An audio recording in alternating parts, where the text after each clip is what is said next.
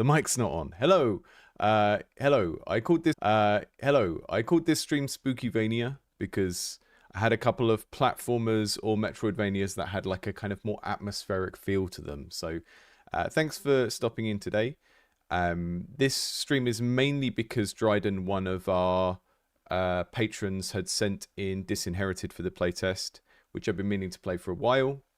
And then I picked a couple of kind of platformery games that looked like they had a similar kind of atmospheric setting or just general direction creatively. So they're not necessarily all Metroidvanias, but I mean, Disinherited is listed as an action roguelike, so we're going to get that kind of thing.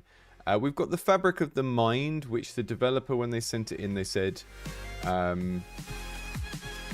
you know, I released a demo of this, but I haven't had much feedback from playtesters so far.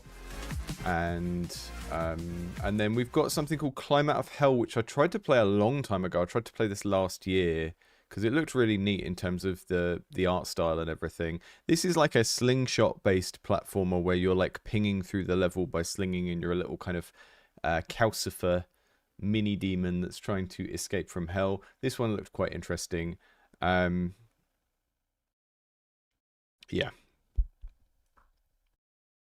If stuff is going out of sync a little bit, just bear with me. The internet's been awful.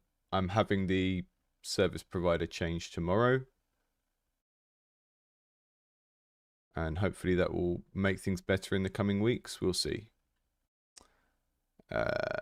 Yeah, so I think in the running order here is I'm gonna probably spend a little bit longer playing Disinherited because it's much further along and it's very polished, and I just want to see as much of the game as possible. So we're going to get to that towards the end of the stream. And if you think you've seen this game before, you probably have. Dryden's been working on it for a while, and also Dryden contributed to our big playtesting video. So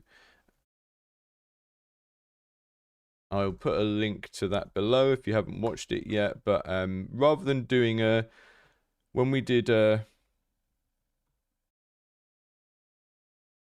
video on playtesting, I tried to gather lots of people's different approaches, and Dryden was one of the contributors there. So thanks for getting involved there.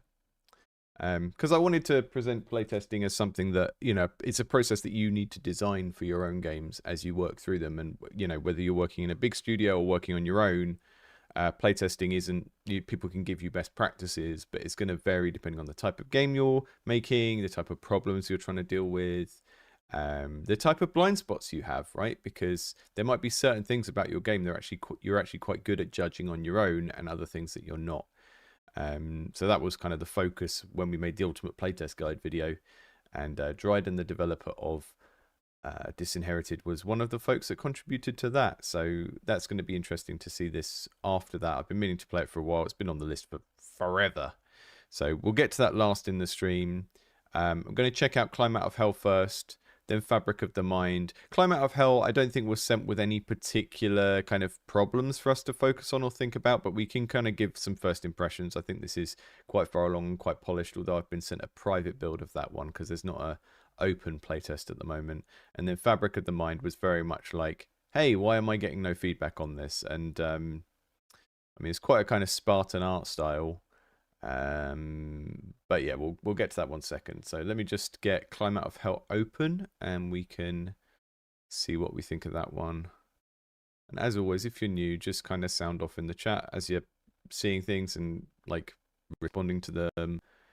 Part of the usefulness to the developers of this is that it's not just me, it's also the feedback they can see from the chat.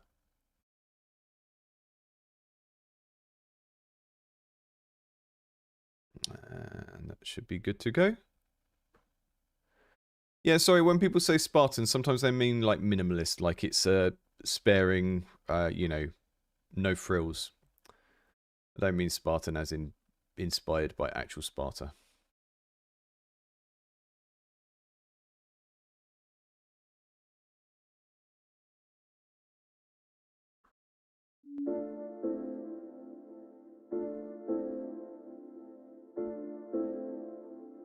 We're climbing out of hell.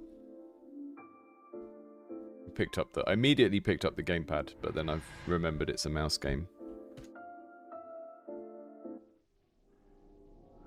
Yeah, to be fair, I don't think any of these are explicitly Metroidvanias, but they all have the kind of...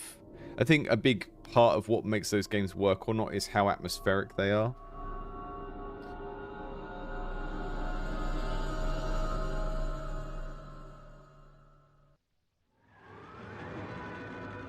The amount of world building that's done without necessarily telling you the story directly, you know. I just started Nine Souls because it on the PlayStation library recently, and I really like it, and it's a beautiful game, but I never feel super motivated to press through in those games. It's like I have the same relationship with Hollow Knight, where I just keep restarting it, getting 3 hours in, and then losing interest. Hey Asti, the Discord server's only for members. I'm a 40-year-old man. I have no desire to run a massive open server with thousands of people in. It's just a reward for people that are patrons. The air of hate is erratic. She is not ready for the burden. Master, I beg you to let her try. I grow weary of this throne. I crave the final sleep.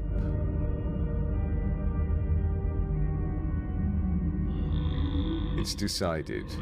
I will cast this soul into Syrax's domain. Let it be a test for them both.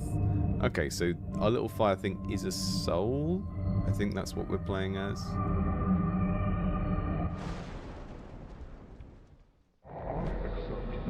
I accept this final breath of your patience, High Council. I will prove my worth to all of you. Okay. These are very evocative.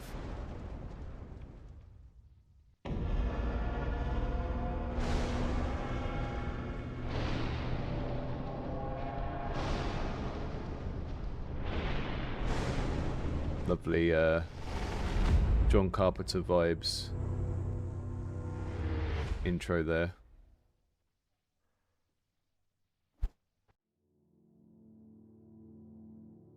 Okay, so we're a calcifer.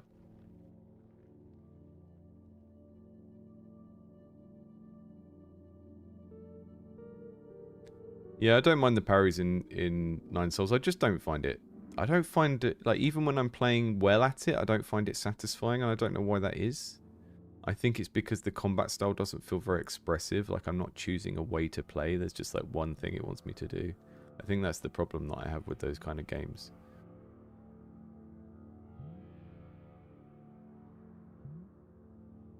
Like, if someone made Hollow Knight, but there were different character builds, like a Dark Souls game, and I could kind of choose... I mean, that's kind of what the Castlevania Symphony of the Night was like, really.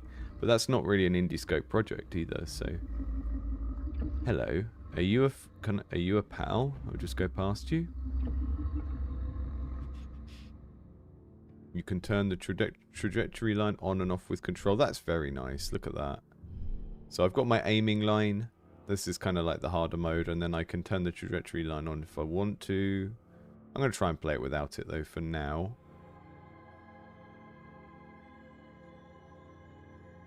Boop. E. Then I pick up the little thing. You have consumed the Ascent Seed. Its properties lighten your soul's burden, granting an extra jump. You always have another jump while the blue flame is active. Okay, we've got double jump. And we've got the blue flame as our sort of diegetic way of indicating that you've got your second jump, right? So you can do that, and then the blue flame goes away. That's not, that's neat.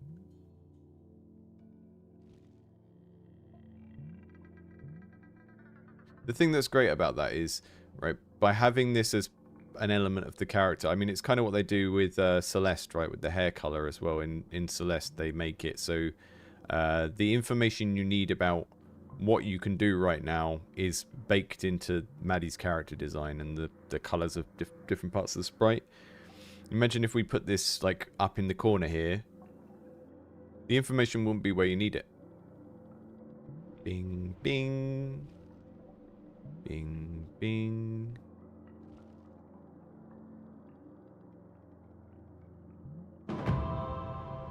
This vessel holds your soul. Die and you will be dragged back to it. Okay, cool.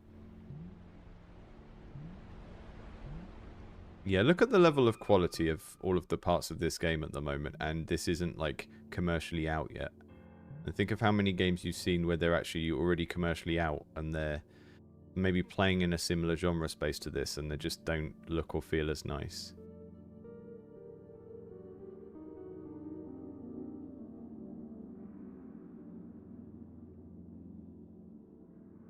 Yeah, it is very readable. I think we've just got a very strict set of rules, right? We've got a very bright character, we've got very dark collidables, and then everything behind that, you know, we don't have any pure black behind there.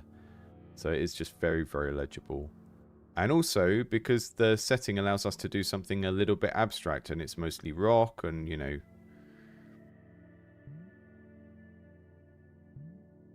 It's one of the reasons why Hollow Knight works so well as well. It's just like, obviously, the artists at Team Cherry are very good artists, but they still chose like a relatively abstract setting where there's lots of things that can just be some sort of rock or some sort of plant.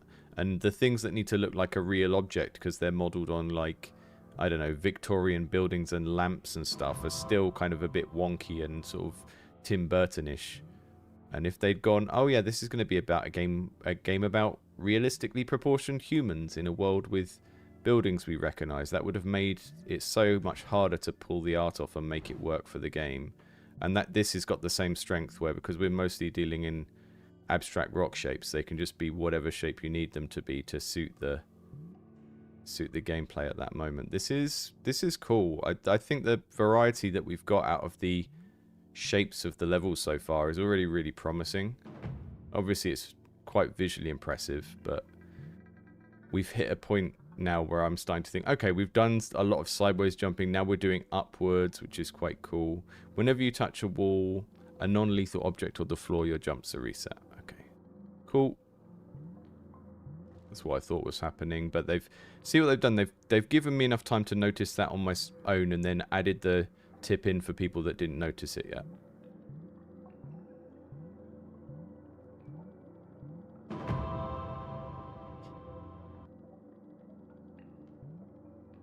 I love the way we can just slide across the floor as well. I'm getting some kind of like Attack on Titan vibes off of the way that this mouth is drawn as well. Hello. Do not fear my visage, little soul.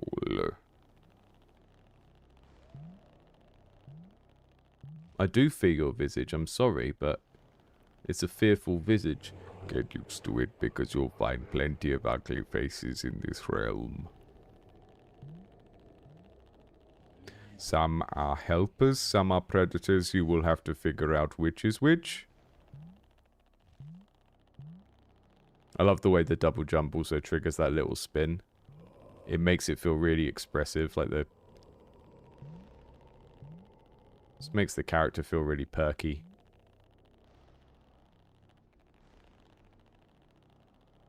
But after all, we are merely here to pay for our sins, just like you. That's right. Right, when is this game gonna let me jump in your mouth? Or am I just jumping on your head? Ah, I see.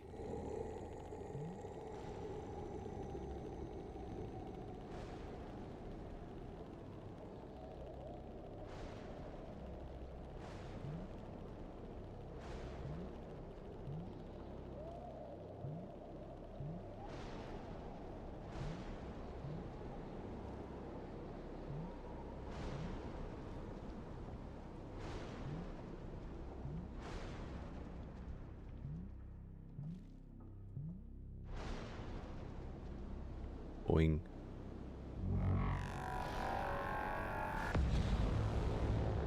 I would be tempted to title this game Hell Boing.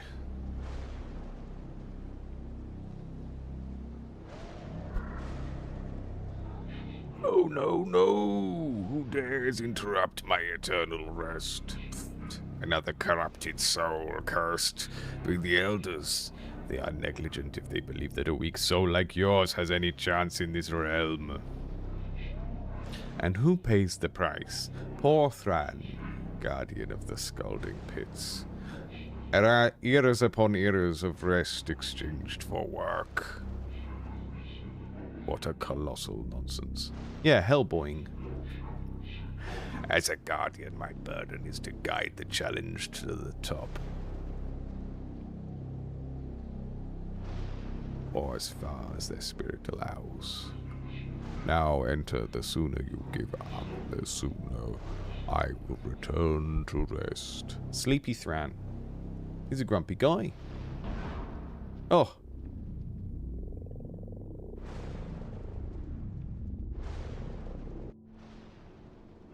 Thanks, Thran. Aren't you just like a hell taxi driver? Should you have had like a New Yorker accent? Oh, this is great.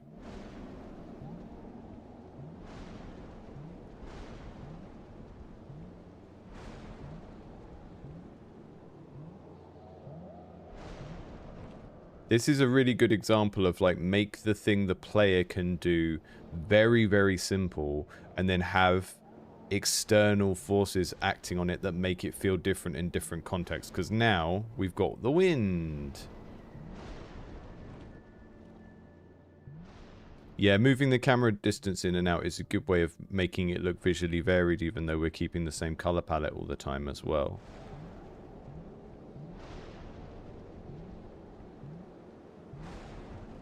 Yeah.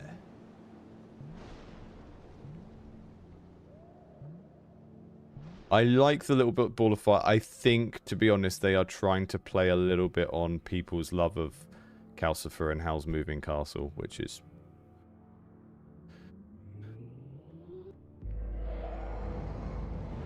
Oh, hi Tafari. Yeah, thanks for the book recommendation. I would like to... Like, I've only ever read like bits of Anti-Fragile and just listen to him give talks on it. I think it would be good to cover on the podcast at some point, yeah. I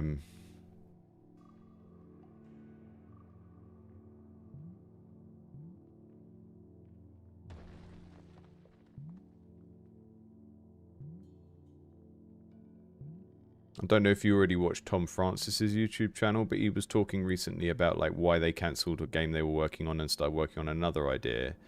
And a lot of what he was talking about there was very, very similar to the stuff in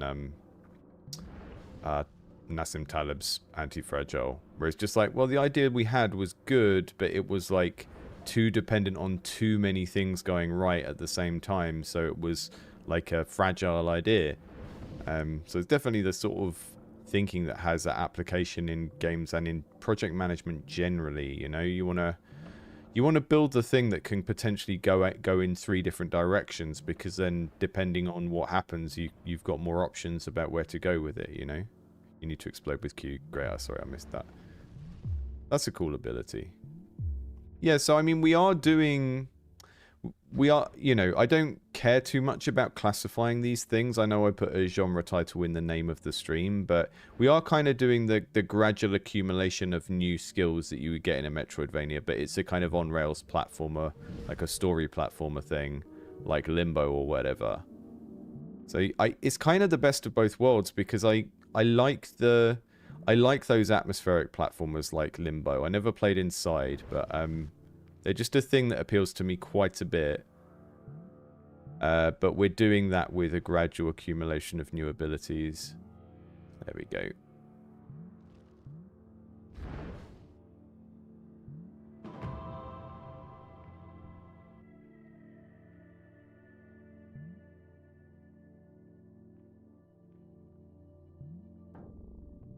Oh, and then we can catch ourselves in there and ping us. Oh, it's like the Donkey Kong barrels. Okay. That's cool.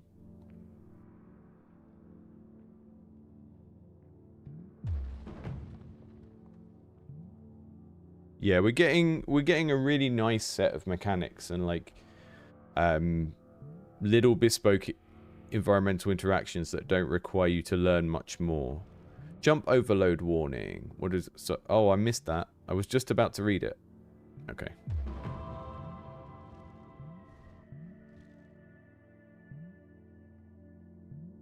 I know. Some things just came out at a particular time where I wasn't playing a certain type of game, unfortunately.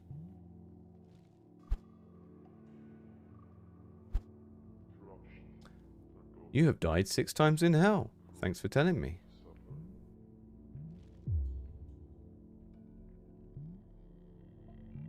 Right, we're gonna... Did anyone see what that jump overload warning said? Because I'm gonna have to, I can't get it back up in the game.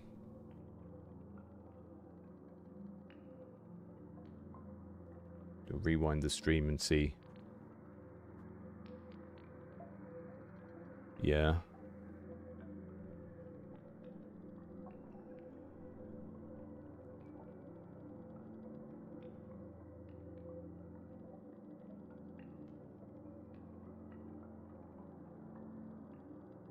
If you jump too many times in a row... Oh, is that it? You get vertigo. Ah, I see. Consecutive leaps with reckless behavior will exhaust your spirit, inflicting vertigo, a state in which your soul will be temporarily paralyzed. Okay, so that's including if we reset the double jump by bouncing off the wall. So it's kind of like they've given us infinite double jump, and now they're like, no, you can't have it.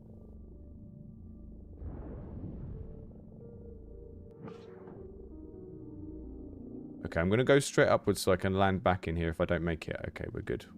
We're good. We jump over that way. The Venga bus is coming, and everybody's jumping. New York to San Francisco, an intercity disco. The wheels of steel are turning, and traffic lights are burning. So if you like to party, come on and move your body.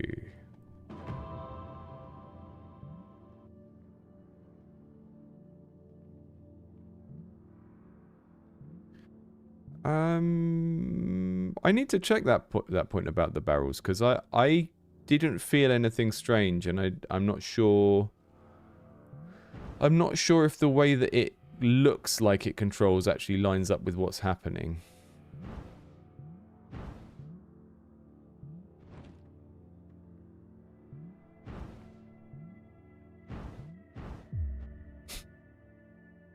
I just wanted to see if I could explode the spikes. Okay, so this is basically glue fire. So I can shoot my way up a little bit and then it goes... Ah!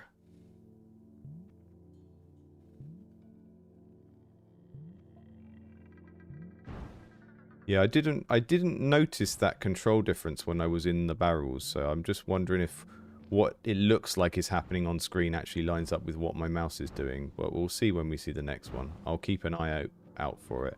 It definitely didn't feel unintuitive when I was doing it. Because the line that comes out of the barrel isn't anything to do with what my mouse is doing. It's just showing the direction of movement out of the barrel. So that wasn't me dragging the mouse to launch or whatever. But we'll see when we get back to the next one. I'm sure there'll be more. It seems to be a element that's going to get reused a fair bit. Oof.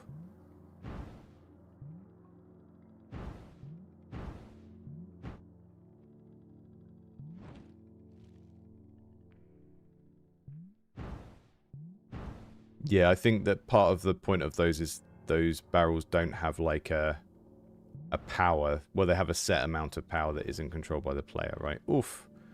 Okay.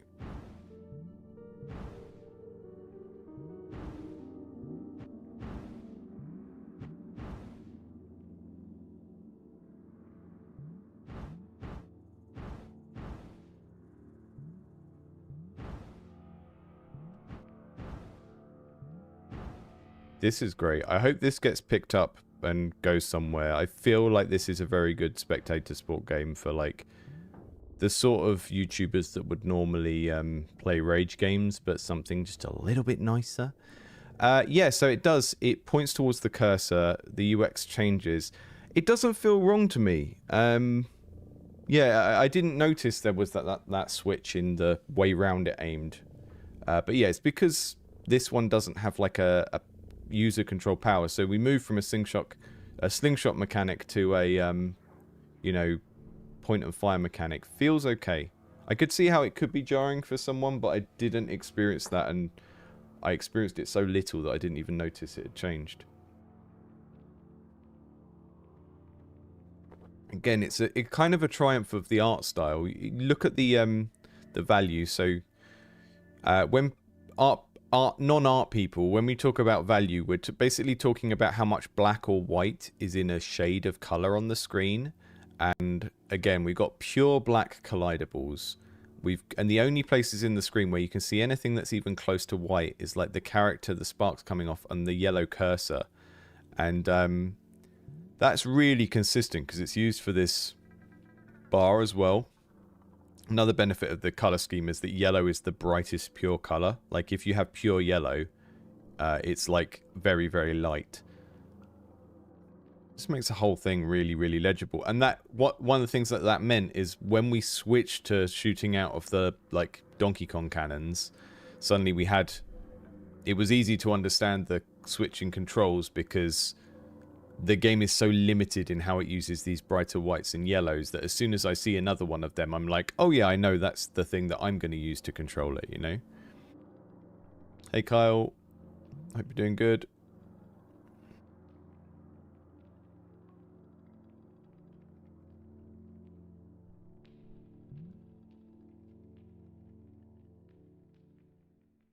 Yeah, these are great suggestions, Connor. I hope the dev gets a chance to watch this. I'm not in the habit of like emailing every dev about their games being on anymore. I did do that when the channel was new, but I just have way too much on to do that at the moment.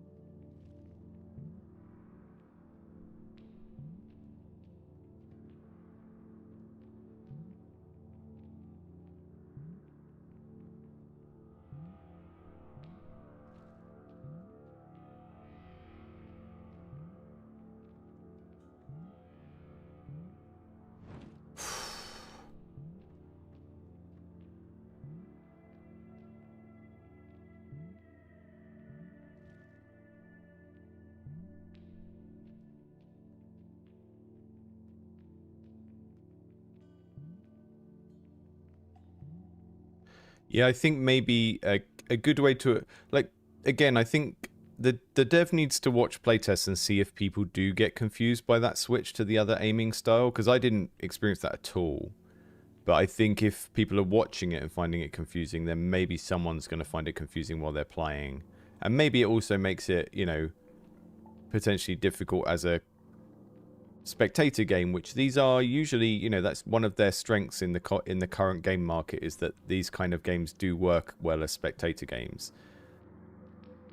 I think having the targeting reticule when you are using when you're using those barrel things, having it look more like a traditional crosshair might be helpful as well. You know, you could make it look like a slightly gothic crosshair like you'd have on a fancy crossbow or something like that. I think that might be a good way of doing it. Wee, wee, wee, wee, wee, wee.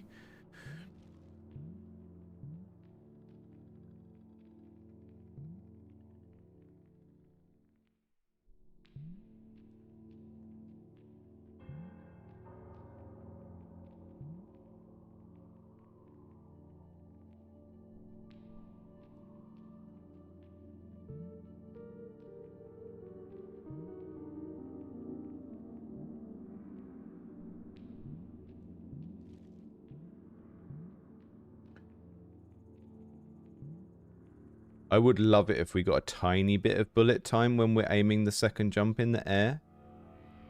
Got a tiny little bit of Max Payne bullet time. Completely forgot we got the completely forgot we could turn that on.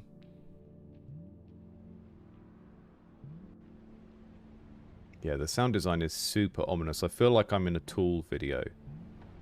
I mean, it's a very cool depiction of hell. Like, I don't know where the dev is from. It feels like it's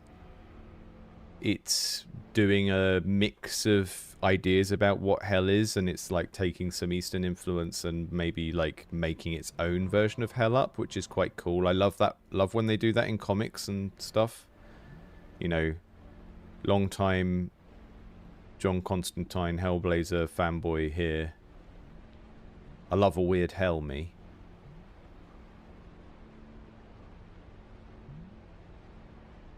Is it time to go in your mouth? No. Apparently not.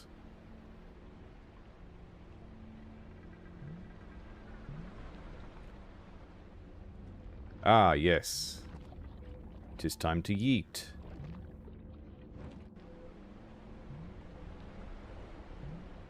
Wonderful. It's like just another new little gimmick every little bit of the game you get into. It's really great. Sort of giving like what if Super Meat Boy was Flappy Bird.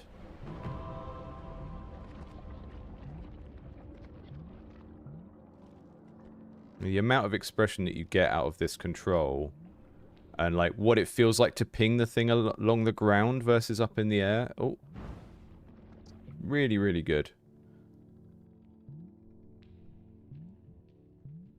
Yeah, definitely feels like an artist-led game, but the game feel doesn't suffer from that at all. I would say, you know, you need to test it for difficulty with different people and just see where the real kind of like rage quit points of the game are. But I would say the only thing so far where I would like a little bit more sauce is like someone just said in the chat a minute ago, I'd like the fire to trail off in the direction you came from a little bit and kind of like lean away from you and stuff like that. That would feel good. And also, if I'm bouncing off of things like these guys, there should be something going on there, you know? But the monster design is cool. The different kind of creatures of hell that we see are creepy.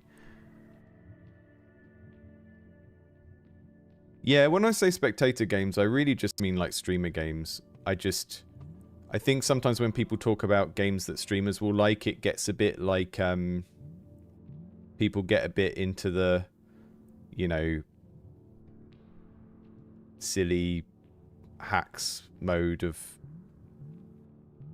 I don't know what I'm trying to express. People think there's like going to be some magic formula to making a game that streamers like, I think, and I don't want to get into that too much, but I think the quality of like, is a game interesting to watch someone else play is the baseline thing there. And I think the great thing about this is it's just very simple to understand what's happening on the screen, and it does kind of tell a nice little story as well. It's like very, very kind of like you're rooting for the little guy, you know. It's thematically very appropriate for what the gameplay is, that we're dealing with like a cute little guy in a very perilous situation. And I could imagine a version of this game where it was like, oh, we're in a green forest and it's you know, it's like a little flower, and where the devs, I mean, I feel like I've played that game probably, like the version of this that's a bit more cutesy and a bit more going for like Spyro the Dragon kind of creative direction. But there's something about this theme that works very, very well with this very simple but quite challenging gameplay, and it kind of just makes it into this like very primal interactive story of a very small vulnerable character trying to get through a difficult situation, you know.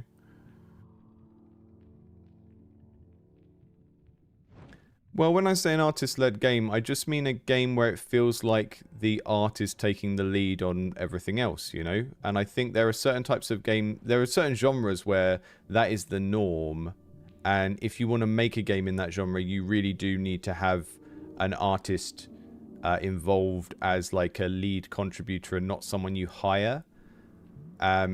Or you need to like knuckle down and learn how to do the art yourself if you don't already. And I think character-driven action games like Metroidvanias and action RPGs and stuff like that do fall into that category, because fundamentally they rely a lot on players thinking that the character and the setting is cool.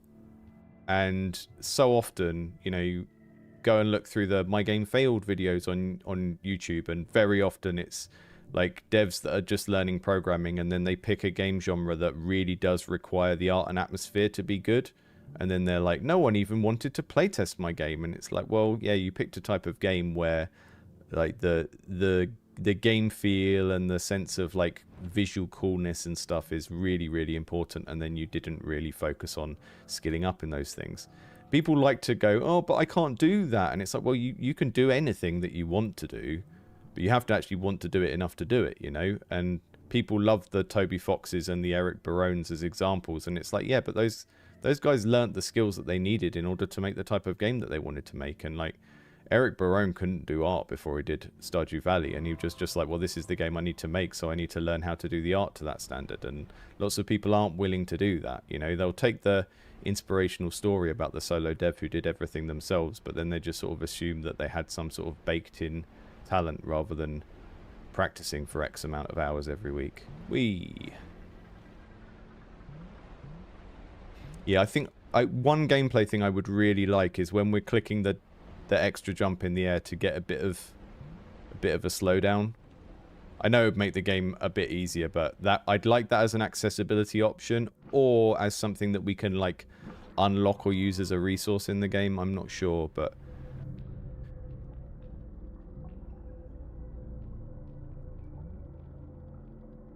it's quite difficult to aim that sort of thing when you're moving. When I think of games like Rogue Legacy has a similar thing with the archer, where with the archery weapons you're sort of aiming in the air in a shot, but you have such a slow fall.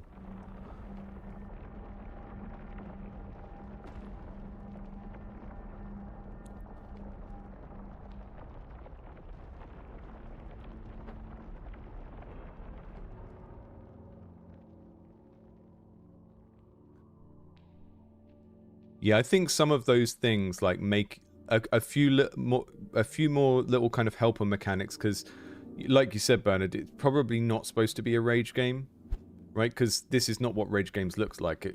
Rage games deliberately have kind of janky art because they're not trying to give an atmospheric experience. I was waiting for you, creature. I am Malthus, the watchman condemned to witness everything. I see the bleeding eyes of those who have never blinked before, forever fixed on what they will never have. I see bodies tangled together where it is impossible even for me to distinguish the moan of pleasure from that of despair. I see the most wretched, the inert, with their carcasses already necrotic. They do not utter a single sound, for even that would require effort. And then I see you. You urge me on. You do not pity yourself. You have been a break in this painful monotony. And for this I will grant you a fragment of my curse. Now you will have a glimpse through the illusions, and with it the agony of discovering which of them you need most to continue surviving. That was cool. That's the longest bit of dialogue we've had in the game so far, and the game gave me enough time to get into the game for me to be willing to sit through that dialogue, and then that dialogue felt like a reward. Whereas if the dialogue had been that long for the get-go, I would be like, I don't care about this enough. Yeah, I'm not invested enough in your game to read like 20 lines of dialogue. There it felt good because it was kind of a reward. The other thing you can kind of feel that's going on is the character in this game is very, very simple, but they are meant to embody the kind of thing that the game is about at a challenge level, right? It is a game about persistence and about trying to get out of a difficult situation and about doing something that is it's quite simple but very, very hard.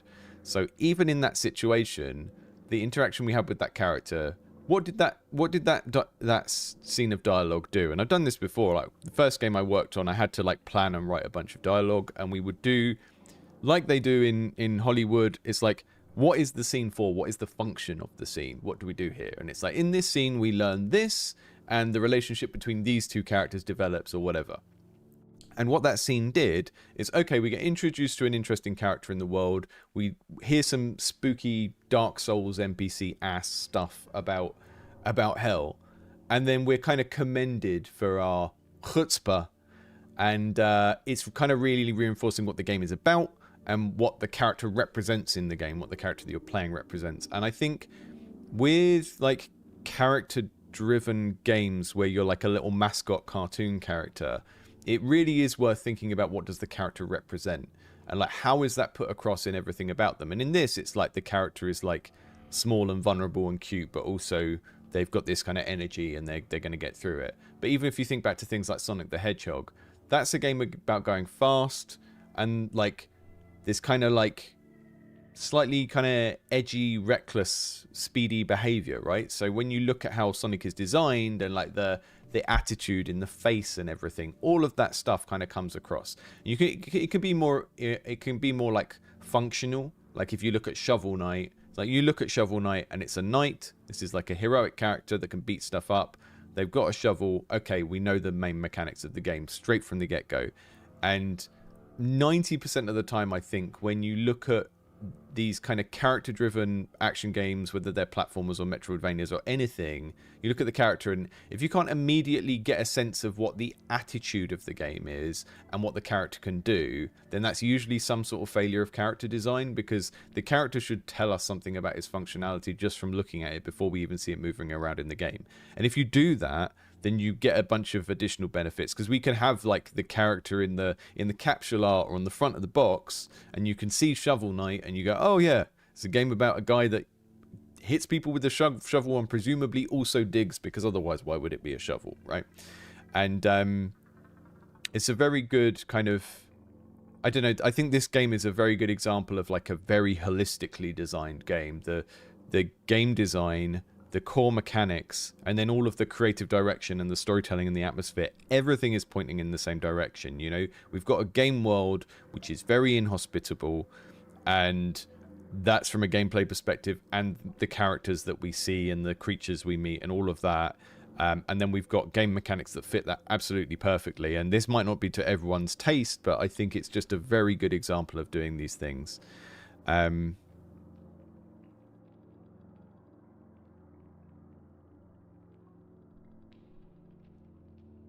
Yeah, I think having a pause in the air would either be a good thing to just have baked in for everyone or as a menu. I think you're right, Kun. I think taking away the challenge by adding that in as an upgrade would not really make sense. So, right, so he just gave me another ability. We definitely need the power to re-trigger some of these help things, because especially in kind of streamer brain mode, I miss them.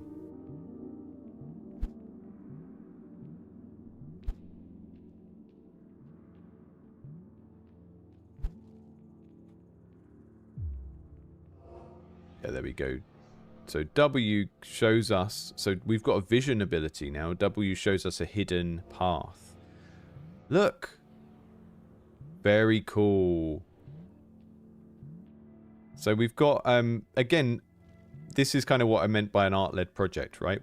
We found this cool visual effect, and then we're using it to actually do a game mechanic in the game. So we've got a tunnel down here that's baked into the level. We can't see it, and then when we do this, it does some like layer switches and some VFX to show us that tunnel.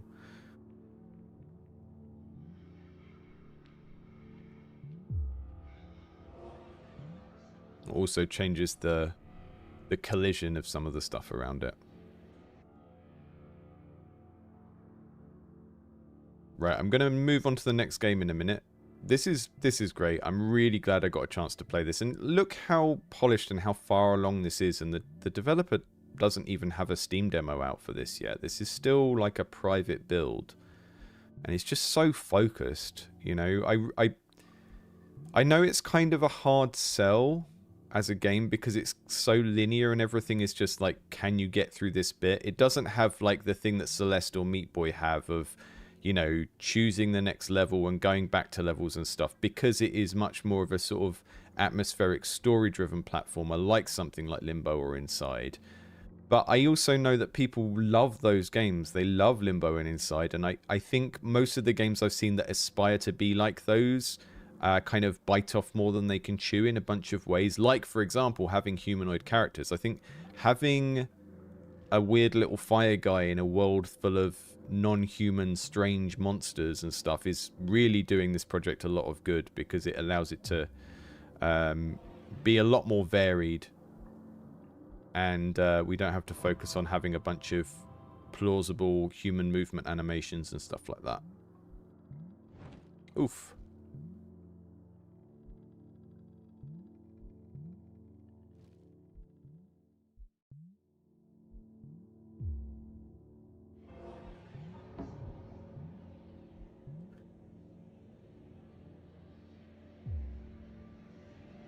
Yeah, I mean, it is effectively monochrome, isn't it? I kind of think, I mean, we have this discussion quite a lot in the Discord when people show art, and it's like, look at your art in black and white first so you can see the value differences. And I can only put that in a particular one place at a time. And yeah, the next game we're going to look at is literally black and white. But I think even if you look at a game that's in color, a lot of the time they will keep nearly everything the same color unless it needs to stand out in some way. And the way I've always treated it is like, okay, we're gonna pick two colors, like, I don't know, the character is yellow and the background is purple or whatever, and then we only add a new color to the palette when we've got like a really good reason to. Like, oh, this pickup is green, so now we're going to add that, and that's going to be part of the visual language of the game. I think it's a good idea to approach that as like trying to be sparing about when do you add a new color anyway. So I think this approach of like, yeah, obviously it works thematically because it's hell, but I think it's a good idea to start games off like this anyway, and then add the other colors as and when you need them. Hang on, can we get along the top? There we go, and then we pop that in there. That was cool. That was a puzzle, and we haven't had puzzles so far. They've mostly been just like, you know, entirely reaction based. But that was an actual puzzle. So we go up there, and then oof.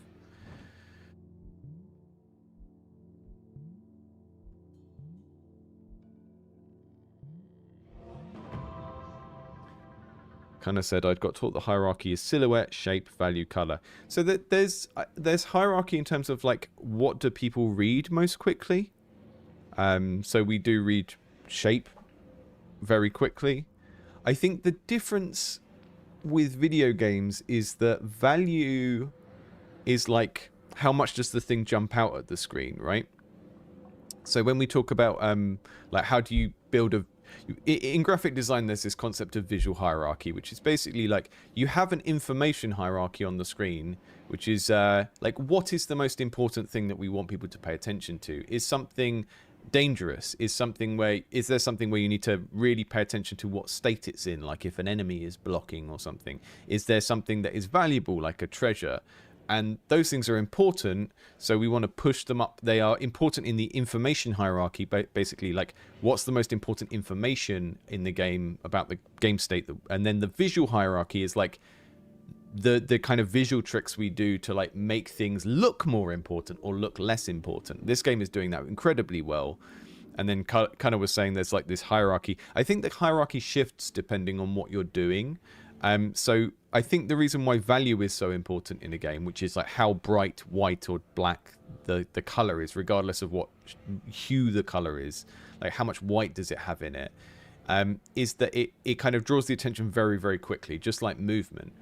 And I think if you're looking at moving things moving around on a screen, and if you look at kind of combat platformers and look at the VFX going off in them, they'll often only use white for those VFX so that they really, really draw your attention and you can like see where you're supposed to look on the screen.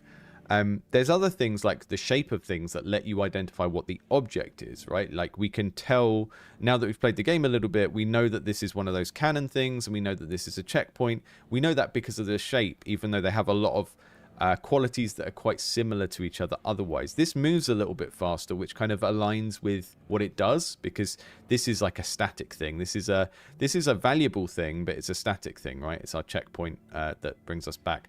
This is a bit more linked into the motion mechanics of the game, so it makes sense that it's moving. But yeah, I mean, we use shape and color to identify what things are, but also I think in terms of the visual hierarchy of a moving image on a screen, when something is moving faster than anything else, that pushes it right up. And that's the reason why in games where, and I've probably said this a million times on the channel, but when you have coins in a game and you collect coins, one of the reasons why we increment them and go instead of just jumping from 100 to 200 is it kind of draws the eye to the corner, and even just out the corner of your eye you can see that the variable is changing. So movement is like really a big attention draw when it's in a moving image like this, and then like value tends to grab your attention very quickly as well. So I tend to think of movement and value or brightness as the thing that grabs your attention, and then shape and color are more about like identifying what objects are, you know. So we're going to learn the shape language of a game and know that this is a checkpoint and this is something else, and then sometimes we use color coding in line with that as well. Like you know, we're talking on one of the podcasts last week, Voidigo uses the same sort of hot pink color for all of the dangerous stuff in the game, and that makes some of the boss fights way easier than they might be in a similar kind of bullet hell game, because everything you need to dodge is presented in the same way in that game. So all stuff to think about if you're making any kind of game really, but particularly important for games that have a lot of like reaction in and can feel cruel if the player doesn't really understand what's going on on the screen. So the next game we're looking at is another monochrome game. It's called Fabric of the Mind, which I'm going to be honest, that is, you know, this is kind of like this is like when people make a TikTok joking about indie games, this is kind of the title that they would give it when they're like, my platformer is about divorce or something.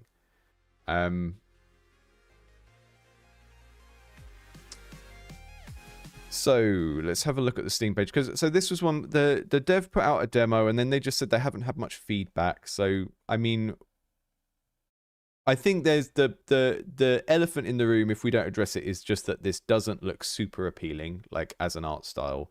But let's see what the gameplay's like, and then it's like workshop the art style a little bit. The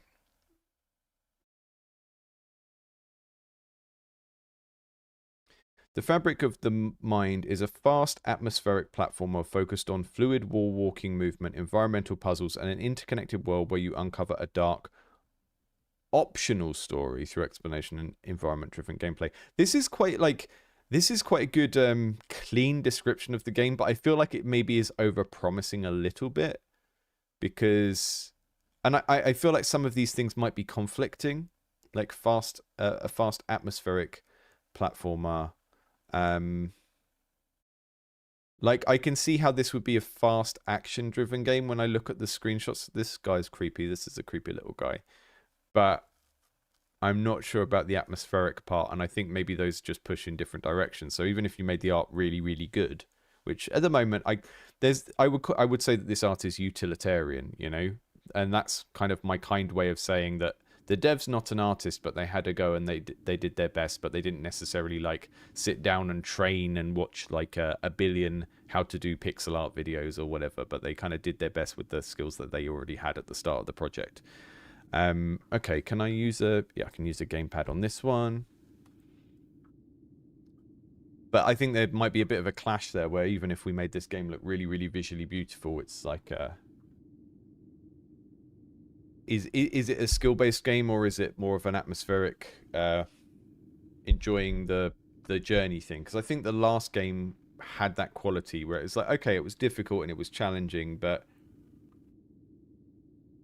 I'm sort of enjoying it for like going through and seeing the different places and seeing the novelty of the new mechanics appear, rather than like because I want to master a skill set, you know. Yeah, fluid movement just feels a little bit like you're describing the baseline must-have aspect of movement in an action game.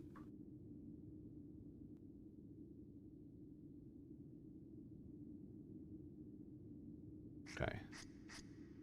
Oh, that's kind of cool. Okay, so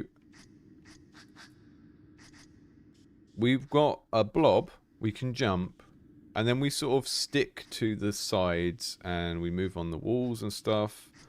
And then if it's a broken line, we can't go on it. This is doing a good job of like teaching the look, that's a very intuitive mechanic. Okay, I can go up the wall and then I see the broken line and I can't go on it. So this is doing a lot of good sort of classic Metroid teach you the thing by just giving you the opportunity to learn yourself. Oh, I think I might have pressed some sort of restart button by accident there. It just, yeah, triangle or Y is just to restart the section. So I was just mashing all the buttons to see if I had an additional move I could do. Okay, we're sliding along.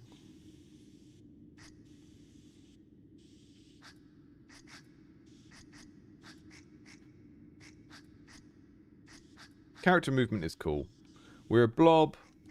There's some swash and stretch. The eyes kind of follow after you. That's neat. I think the actual kind of line style and everything is a little bit flash game, and while it could be kind of charming in its own right,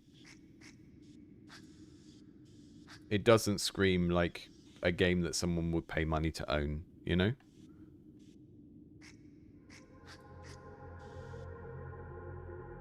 Yeah, it's very atmospheric. I think we just need to see if the actual skill portion of the game starts to clash with the atmospheric bit. That's a neat mechanic as well. So we've got this visibility light mechanic. These come on when you pass them. So you get like a gradual increase in the visibility. That's cool.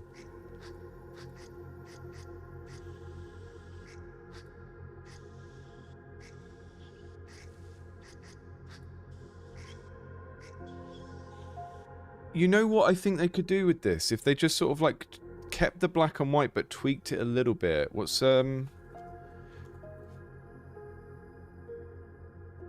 Because it's like, it's already evoking like retro RPG of you know, being a slime, and like that kind of thing of you are a slime in a game where the slimes would normally be the baddies, like the low level baddies, is a very kind of overplayed thing. But the kind of gothic dungeon that we've got so far with the light feels good.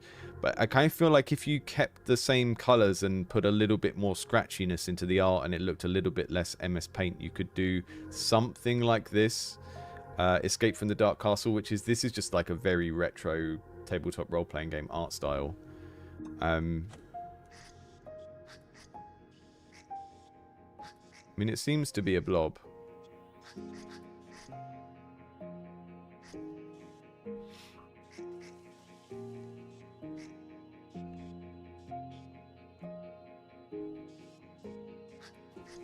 Music's great. I love the overall atmosphere of it. I just think the kind of slightly MS Paint or Flash Shapes line stuff, it makes visual sense in terms of like just how things stand out when they're important, but I think it kind of comes back to what I was saying about the last game and just everything being holistic of like, okay, what does the type of character we're playing represent in terms of like what we're doing in the game, in the story, in the kind of skills we're exercising, the kind of the mental attributes that the game wants us to have.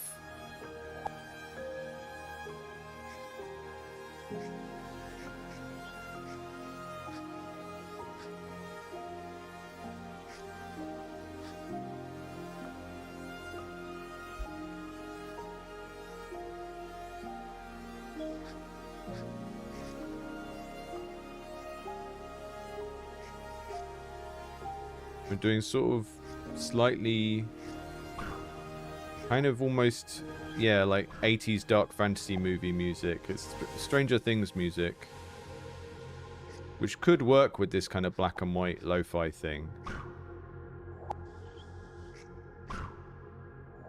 Cool death animation as well, which is good. You know, in a game where you're dying a lot, you want that. You want the negative celebration of the fail state, because it just gives you a nice little thing to watch when you're otherwise disappointed.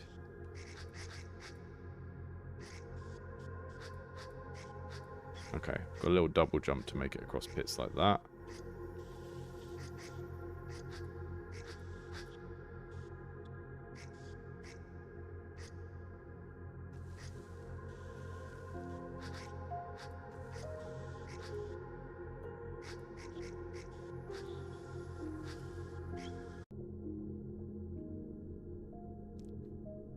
I can't really describe it.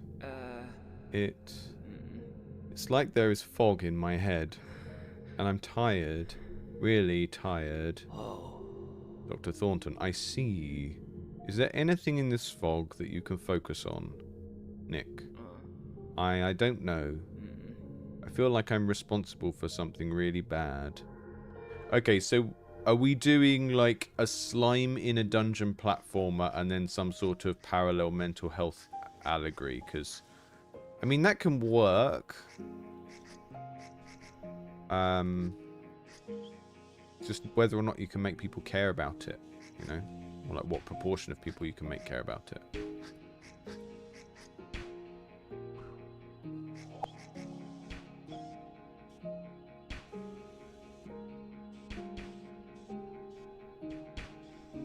I really like the visual design. I think I just specifically don't like these very harsh lines. Like, this light, great. The difference between these cracks and this wall and then the white bits that are the play space, all really good. I think I just don't like the harsh, thick lines around everything. And I think if it was trying to look more like a kind of scratchy, hand-drawn picture in some, like, 1983 tabletop role-playing game manual, I think it would look much cooler, and the visual would go with the music a bit more as well.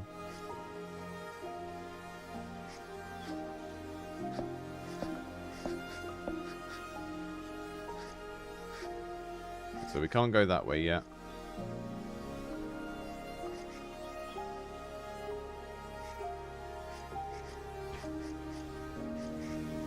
Love the light mechanic. That looks like there's something in there. Is that a decoration or is that a mechanism?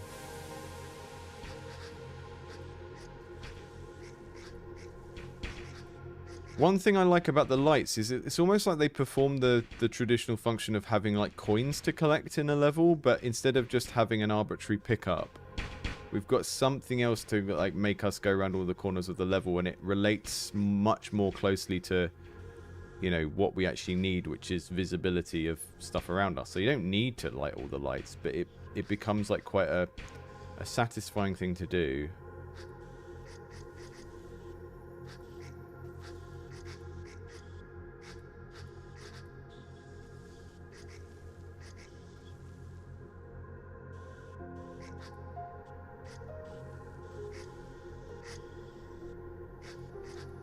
Ah. There's some sort of tripwire that activates something else. So if I leave it, does that go dark again? Oh no, it says pick up. Ah, okay. Is that going to blast through there for me? What are we using this for? What is it for? Am I taking it down here? I can't take it down there. Okay.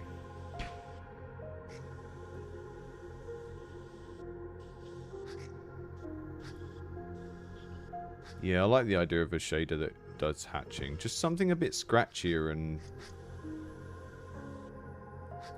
because the music is quite organic feeling, and then we've got this very sort of almost arcadey art style, you know?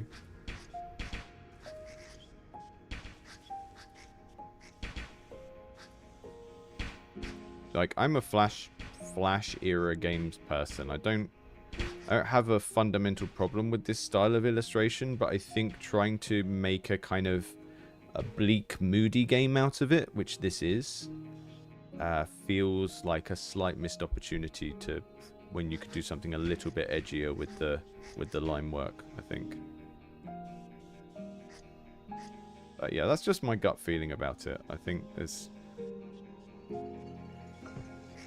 there is a bit more of a kind of visual wow factor here when you start playing than you really get from the screenshots, and I think that's worth thinking about, because when you look at this, the Steam page of this game, I don't think it presents itself well compared to how, well, like what it's like when things are moving around.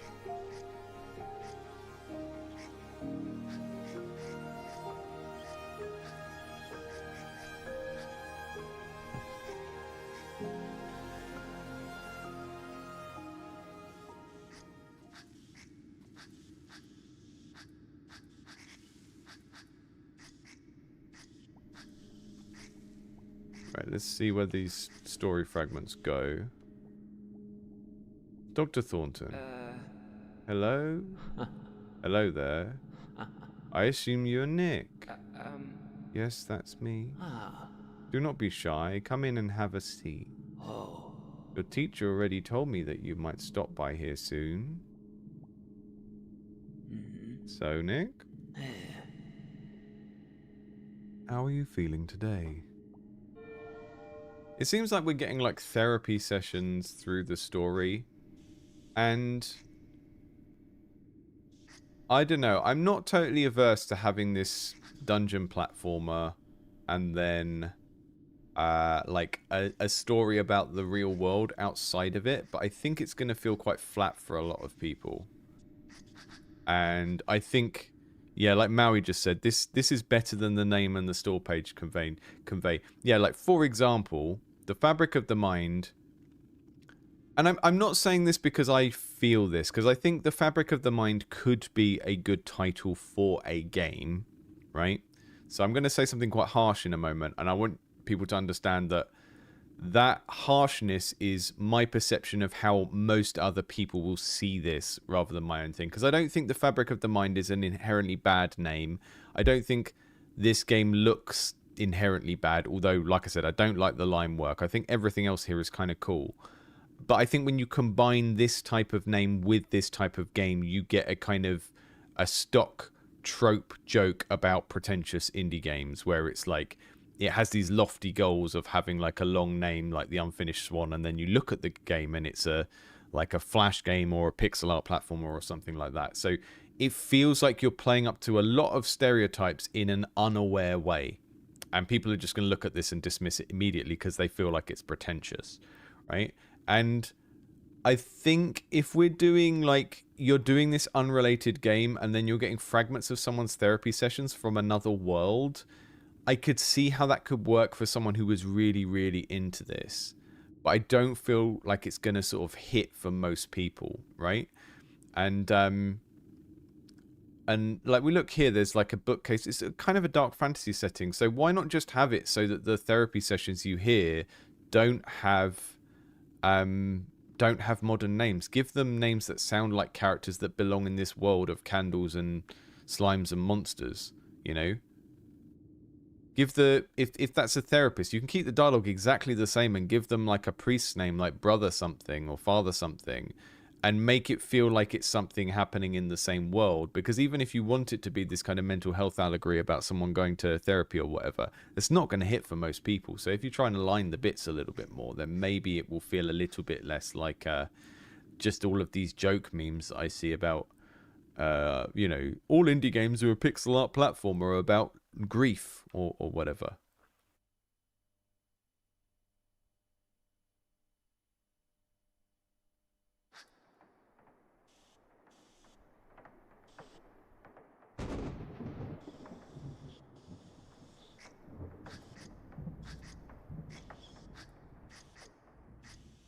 Yeah, the Steam page could be greatly improved. I would even consider retitling it. I kind of like a lot of the visual direction, but I do think it would benefit from a scratchier art style to look a little bit more hand-drawn. The way things move and the way things are lit and everything like that is really good. This is a great section. Look at this. And then if you want to tell a story that's optional, I wouldn't tell people it's optional because that makes it look like you're not confident in it. You know? Like, does Celeste say its story is optional? No. Celeste is like, hey, we've got a story here. Most of you are going to care about it. Some of you won't. But we don't tell you not to care about it. And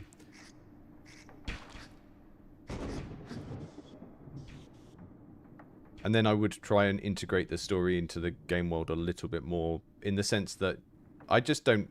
I can understand why this has been done from a creative perspective of like why we maybe have characters with modern names in a game of this setting, but it's just not going to hit. It's going to go over so many people's heads that you at some point you have to wonder, well, is it worth it for this type of game? Because I'm making an action game, and if I want the story to add something, then it needs to work for like 60% of the players at least, and I don't think what we saw there is going to work for most people.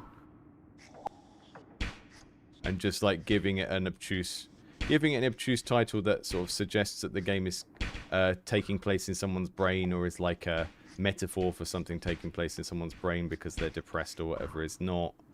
Again, it's just taking us into that cliche of what people who play AAA games think indie games is. And I think those types of games only really... I think a lot of us, when we've got like some of us sort of have like a very common mental health thing like anxiety or depression, but we're not quite comfortable enough to talk about it in very personal terms yet, so we talk about it in these very kind of vague allegorical terms, which end up just not being interesting to anyone, you know? I think if you're going to make a game that is an attempt to talk about those things, try not to universalize it too much, because when you universalize it, it just becomes meaningless to the point of like, you know, why is this even really about this, or is it just adding it on to sort of try and make people like it as a kind of sympathy play, or to make it relatable or something like that, and you know, like Unfinished Swan. The story about grief made by people that lost a child, and it's very specifically about that. And I think if you want to put heavy themes in a game, you absolutely should and could. But the more, either make it specific or make it fit into the story of the game. So, you know, we're dealing with we're hearing these kind of confession sessions between people in more of a dark fantasy realm, rather than what seem like modern characters talking to each other in a therapy setting. Passed out. Look who finally decided to wake up. Enjoy your little nap on the sidewalk. And by the way, you could show a little more appreciation. I dragged you inside before anyone could see you. I almost stepped on you when I came home. What happened to... Stop mumbling, weirdo. You know, these characters could be... These characters could be written as if they were in some sort of dark Victorian setting, but everything indicates that they are in a, like, modern kind of Western town or something, and I just don't think it hits as hard as if they felt like they were in the same world as this slime. Kana said, I really don't mean this as an insult, more encouragement, but the art feels like it's unwilling to push beyond a comfort space, like having more background objects and shapes. Yes. So, yeah. It feels like they've kind of reached what they wanted.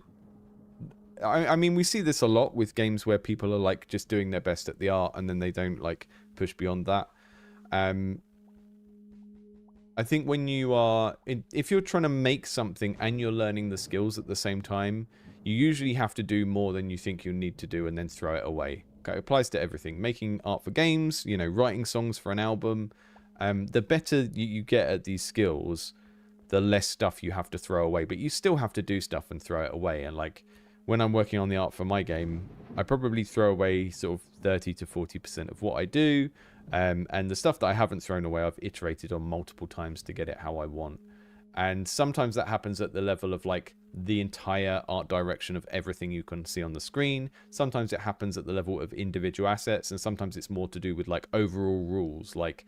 You know, what I said about these, like, harsh white lines, it's not necessarily that they're the wrong choice. It just feels like if you'd have tried, like, 4 or 5 different things, they probably wouldn't end up being the best choice out of them. So it feels very much like Connor just said, like, you kind of got to a comfort zone point of, like, this is how the lines work, this is how the characters look, blah, blah, blah, and then just stuck with it, rather than going, you know, pushing it a little bit further. And always coming back to that thing of like, would you be happy with this if it was someone else's? You know, it's healthy to measure ourselves against ourselves and say, is this better than what I could do a month ago, or is this better than what I could do a year ago? That's great for like self-development and stuff like that, but as soon as you're putting stuff into a market and you want other people to care about it, then you do need to judge things against other people's things, even if that's painful and it makes you unhappy to do so.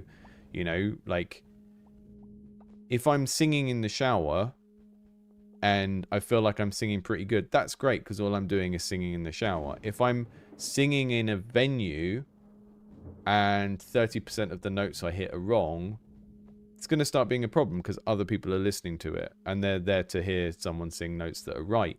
If I'm singing at a venue and singing 30% of the notes wrong and people have paid to be in there, that makes it even more of a problem. So there are all of these different like contextual elements which go into like, how much should you care? How much time should you put into like iterating and trying different things? And it does kind of feel like you got to something you were comfortable with maybe quite quickly, and then we're just like, right, this is the visual style for the game. And there are so many things here that work very, very well. And I think the overall effect of what's on the screen is very, very good. But it just, this kind of almost painting everything with either a 1 or 3 pixel chunky MS Paint brush, it's not, it feels like it would be appropriate in a game that was trying to be goofy, right? If this was like a Newgrounds game about aliens that throw poo at each other or something, then this art style would be totally appropriate. But because we're trying to do something darker and more atmospheric, I see the black and the white and my brain just immediately leaps to, you know, things like Limbo, which is obviously a 3D game and very different. And then things that are kind of like in that kind of dark Victoriana, Tim Burton kind of space. And then that kind of makes the line art feel a bit strange. And it's that kind of art style where it's chunky enough that we can see all the pixels, but it's not really pixel art either, because everything's just been drawn with big solid brushes. And pixel art is not really line art. Like, pixel art is much more like volumetric art, where you draw things as if you're building them out of clay. And if you do have an outline on pixel art, you kind of put it on afterwards. But when you're doing pixel art, it's much more like you are building a 3D object out of clay or something. And this is just like big chunky lines. I don't know. It does feel. I don't want to say lazy, because people always get upset with me when I say something feels lazy, but it does feel like someone kind of settled on something very, very early on, and then it's kind of like, why is this not appealing? And it's like, well, would it be appealing to you if it wasn't your own game, you know?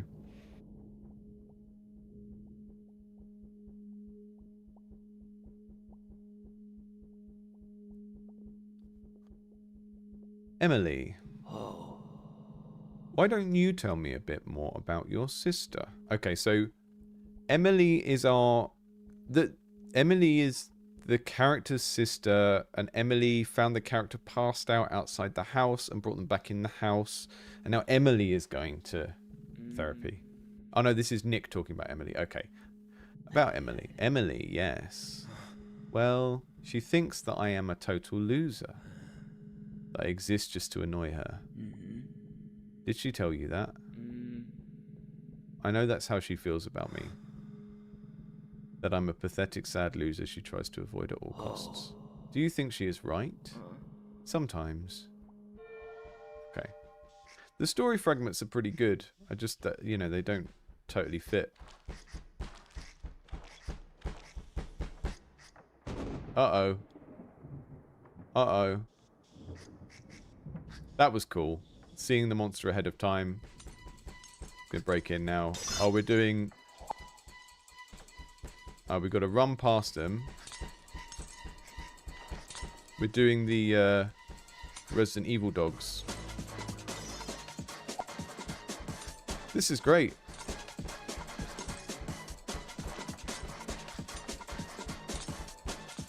I mean, it's kind of reminding me of the last game in a way, because we're just getting all of these little set pieces.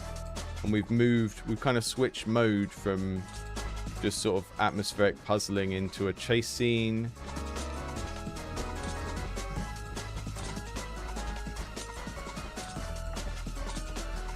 Yeah, I'm not really getting any sense of how those story bits are connected to this.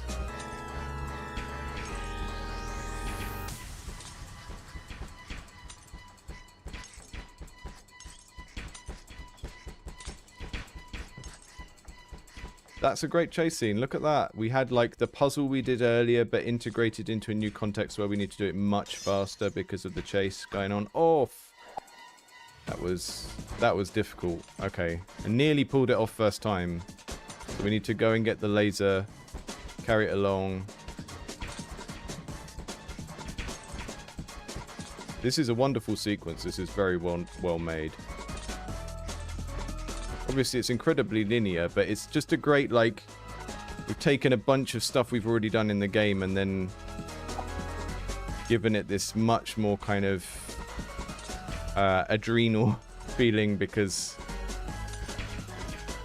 we've got this kind of very scary fail state of the monster getting you.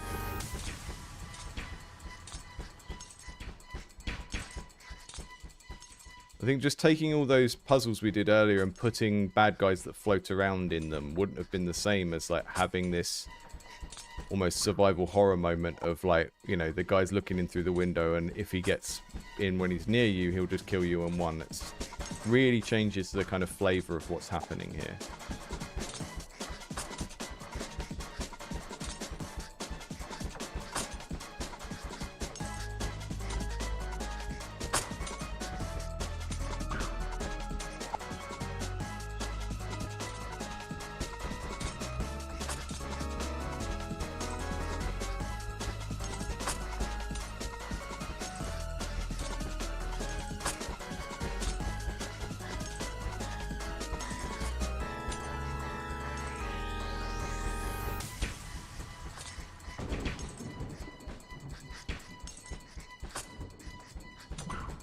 Oh.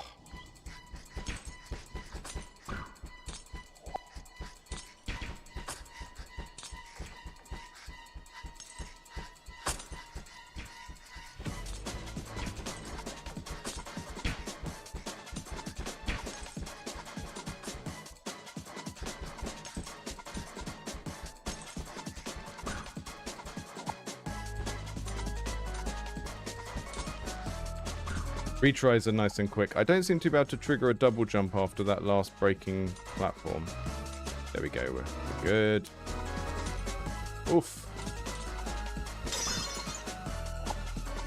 Yeah, so the windows have health, so if you fall back down, you probably won't get another chance because he's going to get through that window.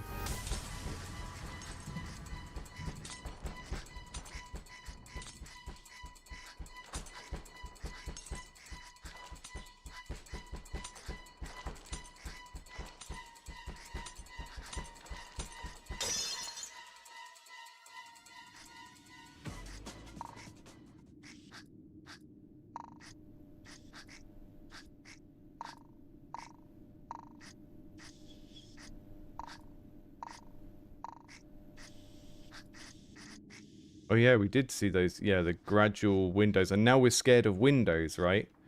It's recontextualized the windows, so now the windows are like a threat, whereas before we just saw them and it was like, oh, that's decoration. And now we know why they're white and they stand out so much. What's this? Okay, I'm gonna wrap this one up here and move on to Disinherited. I actually really like this from a gameplay perspective. I think this is I think this is very well made. I think it's quite good at what it's doing. I think the issues are the kind of creative direction. I would try to do something completely different with the art, and I would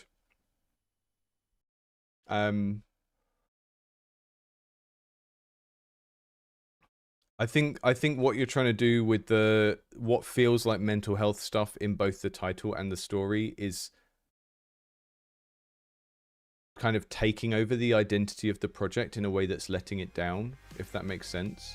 And I think if you want this to do really well, like maybe have a little bit more of a go on the art, on the overall art style. Like maybe there's stuff you can do with shaders that just make it look a little bit less like these blocky outlines and stuff. I don't know. The art style itself doesn't appeal. The title doesn't appeal. The kind of mental health therapy story could work, but I think it either needs to be grounded in like a dark fantasy or dark gothic world so that it is directly, feels more kind of slightly more directly connected to the world that we're playing in. Or, I don't know, it feels very like contentious way it's there. The gameplay is great. The level design that we saw was fantastic.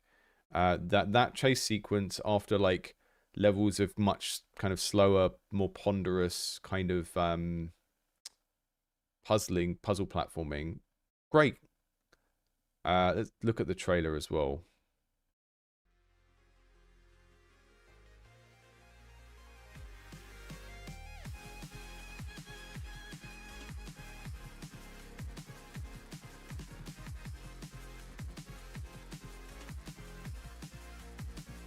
Realize your purpose. Okay, so there we've got a animation of characters talking to each other. Okay, so we're doing some kind of weird Undertale thing where eventually we go and meet characters in rooms and stuff.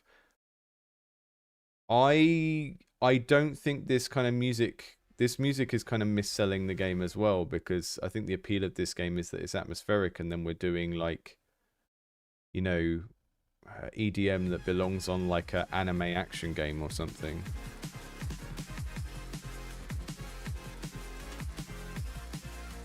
Yeah, Connor, I totally agree. I feel like the game design is very strong.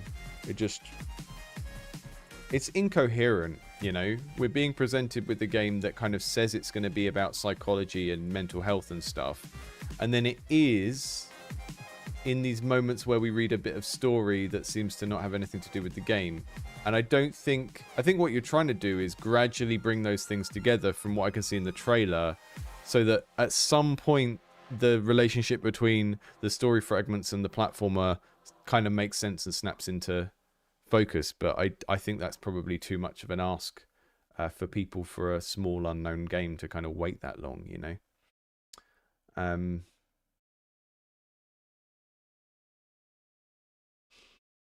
I think a way of thinking about it is like, if you, as a game designer in a big studio, you're not necessarily responsible for people wanting to play your game. You're only responsible for, is it good when people play it, right? And some of that might come out of the game mechanics, like having some innovative take on whatever. But there are so many things that go into making a game appealing before someone's even played it, that are not really game design. And just from a pure game design perspective, this game is pretty good once you're playing it. But the creative direction and the art style and everything don't pull me into it. You know, if I came on this page and just saw that screenshot and that title, it just feels like a game that's made up as a joke that you would see in a sketch on YouTube or TikTok or something, of like, why is every indie game a black and white platformer about mental health? You know, you can make a black and white platformer about mental health and it can be good, but it doesn't. The parts just aren't clearly working together earlier on in the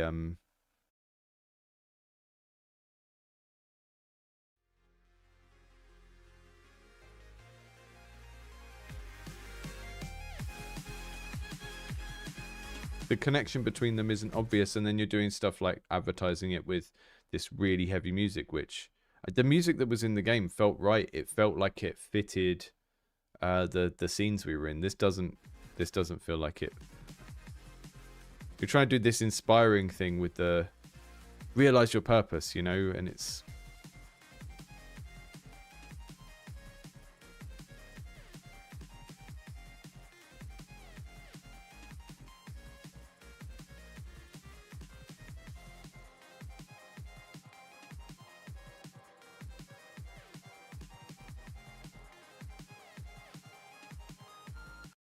yeah.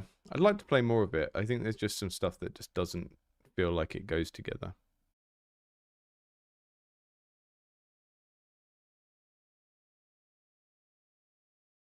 I think a lot of people will just be put off by the title and how it's not the title or the art style, it's how those things go together, and it sort of feels a little bit like just a common trope of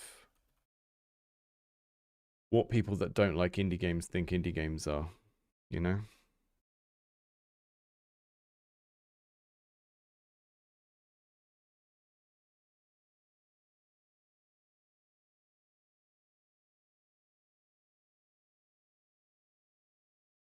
Yeah.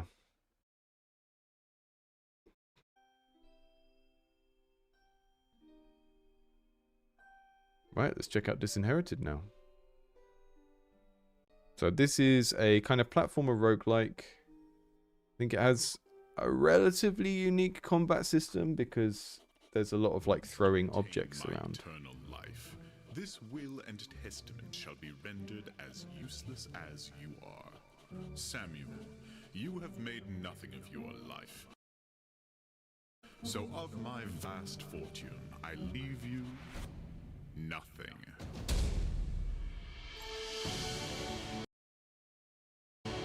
You had nothing worth inheriting, Father. Just a house as cold as a bank vault. It's no great wonder the darkness consumed you. But I will succeed where you failed. I will find the truth beneath those catacombs.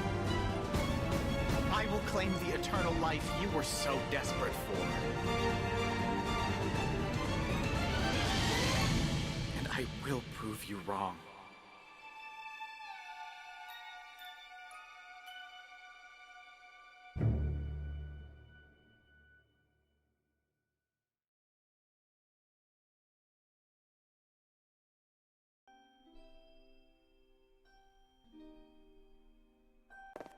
Okay.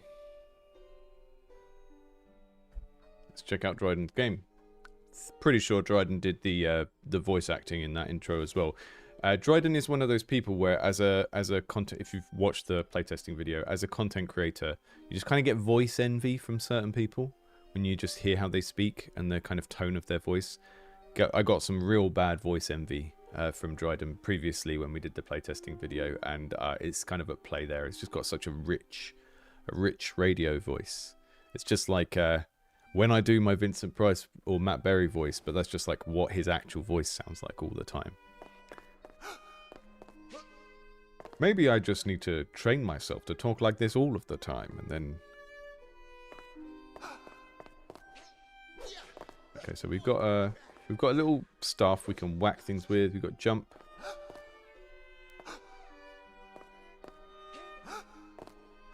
We've got some sort of... I think that's for catching things in the air, maybe. We've got dodge roll. I'm going to speak to you. Another fool here to plumb the depths. Another bone for the bone pile. Seeking eternal life like the rest. I'm no fool. Father came down here, and I will succeed where he failed. That spark within you, perhaps there is something. It's a little gift, a lantern. It gets rather dark in the catacombs. It's no ordinary lantern. When you perish down there, it will bring you back here. Okay, so we've got a retry loop. When I perish, if you perish, of course, I mean if. Just don't let it go out. Okay, cool. I won't. Love a good lantern. Is the light our health? Is that a thing? When rung, wake the Reaper. Reaper will appear in every explore area. Fortune. Okay. Don't know what that means yet. Maybe I don't need to see that on my first playthrough. Looked like it was some sort of optional extra challenge you could add by like welcoming some extra boss to the game or something, but don't want to see it on my first run. Take your extra challenges and I don't know.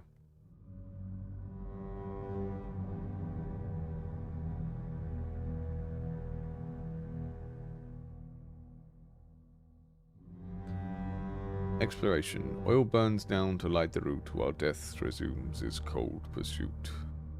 I skipped the tutorial, did I? That's alright.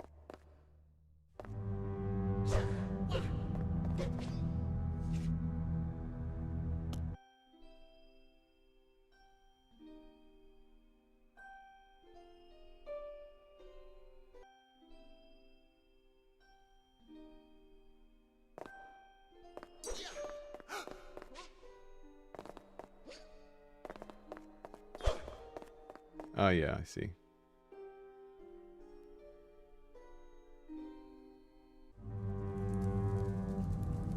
I think part of the reason was I was paying attention to what the other sign said because it was a bigger sign with something more confusing written on it, and then by the time I'd finished reading that, I just forgot that there was a tutorial hole. Darkness drains the lantern oil, but death postpones his bloody toil. Jump. Or to jump higher.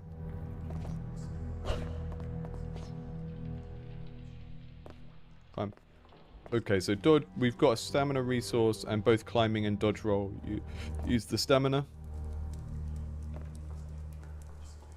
Hold down to crouch and crawl. Drop through certain platforms. Yep.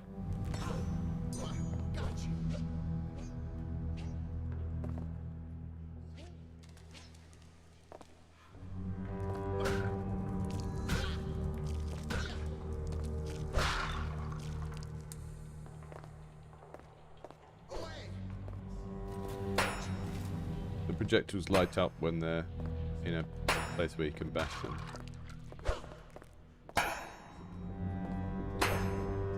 Very easy to hit it slightly too early.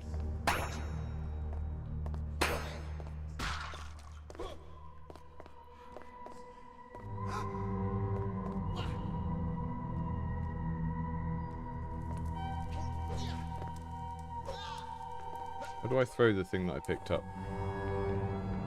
Ah, I see. Okay, so I can pick up... I can grab stuff out of the air. And then I can throw it.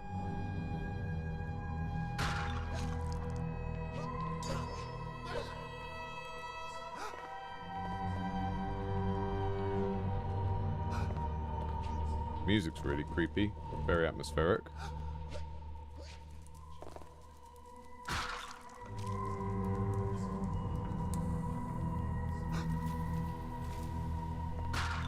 Yeah, I think he might have designed the stamina meter to be that way on purpose so that it's harder to visually judge how much you've got. Let's get bone. Switch pockets.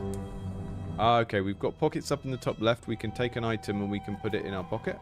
So I've now got a bone in each pocket and I can throw those. So it's a game that is... seems like this is going to be a core mechanic of like collecting objects and throwing them and taking them out of the air and stuff. Oh, these are oil for the lantern. That's a good thing. That's the thing we need. The lantern is constantly ticking down, so our vision is getting smaller. I imagine there'll be a sort of don't starve insta-death if the lantern runs out entirely. Which is kind of terrifying but cool. 3 ways to fight. Deflect.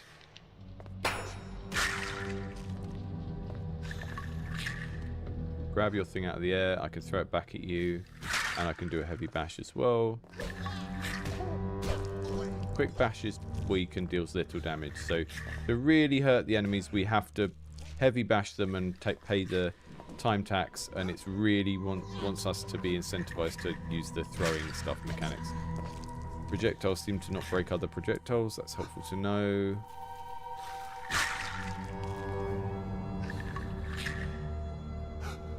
Yeah, I think a little bit more, if we wanted to like improve the tutorial, maybe a little bit more practicing of each skill before moving on to the next one would be good.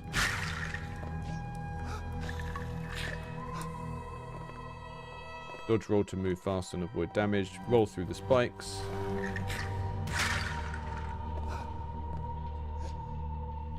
Bash to parry melee attacks. Smite stunned enemies. Okay.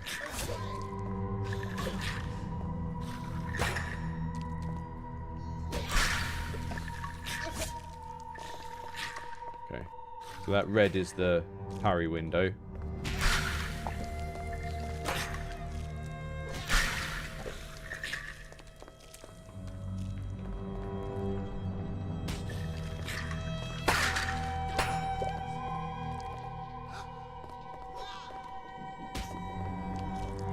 Oh, this is great. I'm really enjoying this already.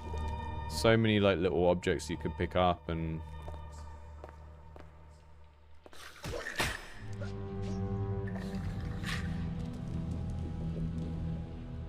Instant consumable. All right. Okay.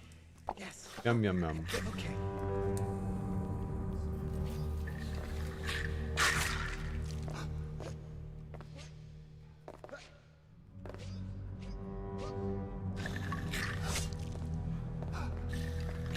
great setting. It's sort of like, I mean, I'm gonna say Tim Burton again, but it's kind of like got a bit of Darkest Dungeon. It's got that kind of kooky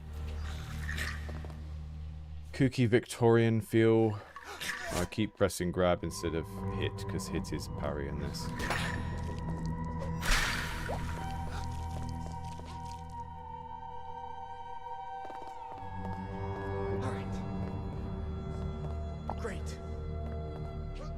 While standing near items, your lantern oil won't burn and you can take damage.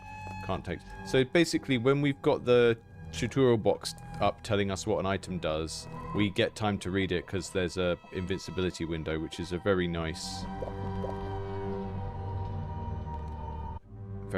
little helper thing to do. We find, especially in a game that seems like it's going to be quite, have that kind of roguelike quality of lots of emergence, so we might find an item we've never seen before in a context where we're in danger, so we need to be able to examine that item before we pick it up, and if we're being attacked and stuff. So it seems like a game that's going to be quite challenging, quite challenge-based, quite challenge-oriented, but having that sort of helper feature where, you know, you get time to read stuff and you don't get attacked or lose your lamp oil while you're reading things. Very thoughtful bit of design there. Oil burns down to light the route while death resumes his cold pursuit. Yeah, he's a cool character. He's got kind of Tintin energy. What is that?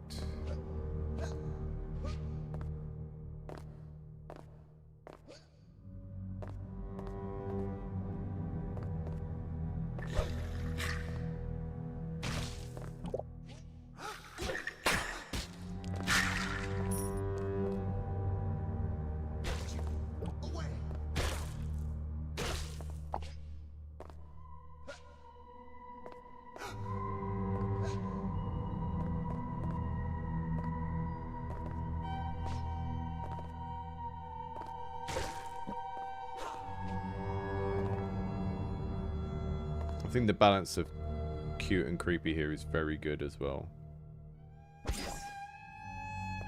Item has no known effect. Excuse me, ghost.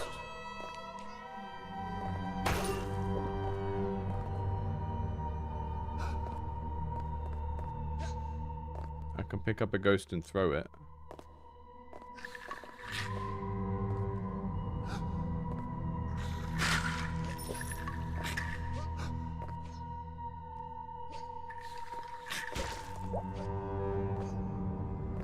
A really great combat system. I think there's a lot of stuff in this game working together really well. Like this animation style, I think this kind of slightly ragdolly animation style might not work if we were going for like a Nine Souls or something. You know, like a melee weapon driven combat system that's meant to look very cool. It does look cool, but like you say, like you said in the chat a minute ago, Connor, it's like the character is a dweeb who's just doing his best, right? So having this slightly more clunky thing where I think picking up items in the environment and throwing them at the characters really feels quite survival horror. You know, it feels like what we'd expect a character in a horror movie to do, who is like not an action hero, just a normal person. And I've complained before about people making games and like leaning too much on their character trying to feel like a normal person, but I think when it's a sort of slightly spooky, scary context, it can work really well. And here it merges very well with the combat system, because that kind of panic throwing objects at monsters that you don't want to get close to feels very kind of feels very survival horror. It feels very much like how I imagine combat to play out in a Lovecraftian scenario where you're like, I need to defend myself, but I don't even want to look at that thing, you know.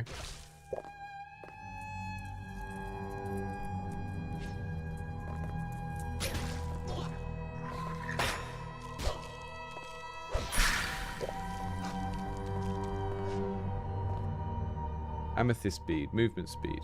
Beads activate when attached to a relic. Okay. Got inventory here. I've got a bead. I can put it on a relic. So this is... That relic has no effect. But I can put this movement speed boost on it, and now the relic does stuff, right?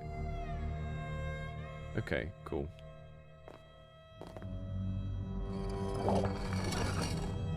Fast travel things.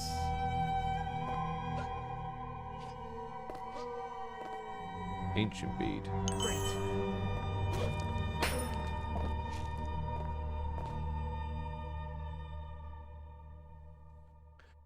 Sciatica drop chance up by 10%. That's going to be like health potions, isn't it?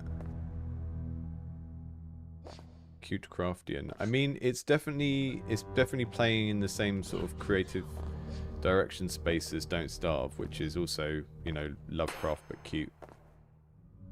I think there's a Steam Fest coming up for like dark cozy games or something. This would probably fit into that very well. Stamina bead. Okay, so we're leveling up a relic as we go, but the relic has limited slots, and the relic we started off with doesn't do anything on its own. It's just like a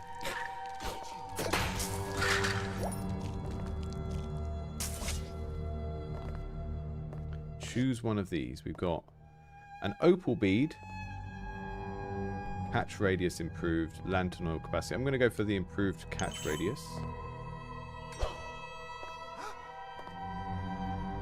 There we go. We filled up all the bead slots on that relic. Onyx bead.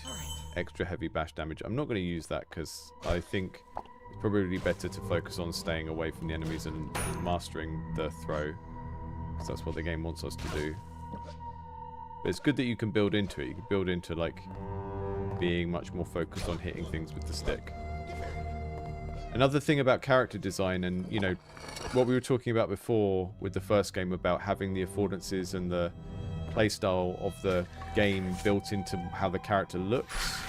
Even just having the bash ability as like that little cane.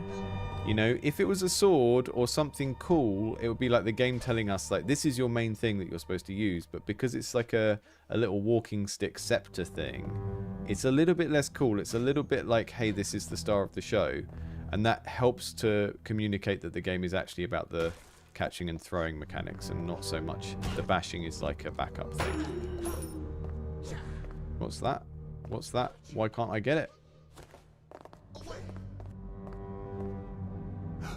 Ah, is that going to be a fiery explodey thing? Yes. Okay.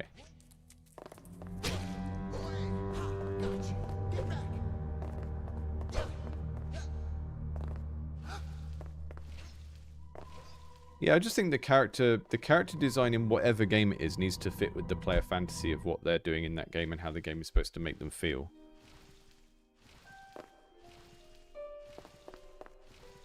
Who's this? Beads. I make a deal. Give 2, get 1. Brand new fire. Okay.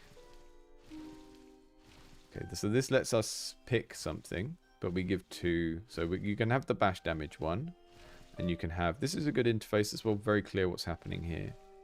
Have the stamina one, and I will have...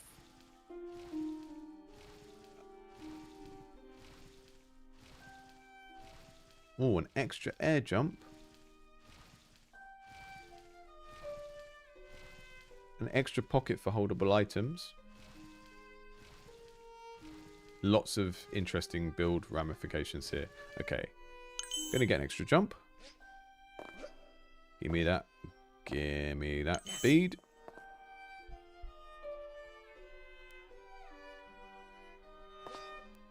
Got double jump. Lovely little effect on the double jump there as well. Look. Woo. Bent stick. Parry projectiles, deal extra damage. A dusty sack. A blood salve. We don't need any of those. I don't need any of those.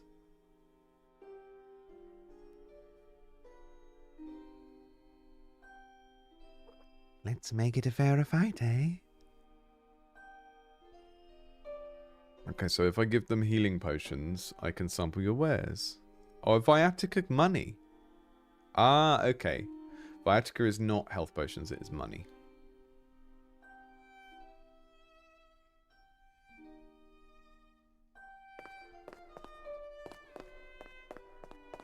Okay, so this little symbol that's a V, that's like undead money. Child, without discipline, you will never reach the depths. Your clothes fit ill, your technique is slipshod, and that is to say nothing of your stature. You sound like father. That cane you carry, you are Charles's son. Regrettably. In that case, there is more potential here than I first thought. Bring me your tattered relics with the correct combination of prayer beads, and I will help you see their true potential. Understood? No. I don't want to wake the Reaper. Is this Hollow Knight if everyone was people? It's very different. It's very object-based, and you're doing less up-close fighting and more throwing things. I really like that. I mean, my game is very much based on that. You know, lots and lots of objects in the environment that you can pick up and use. Is that the Reaper? Is that the Reaper I was warned? The Reaper she tells you not to worry about? Is that who that is?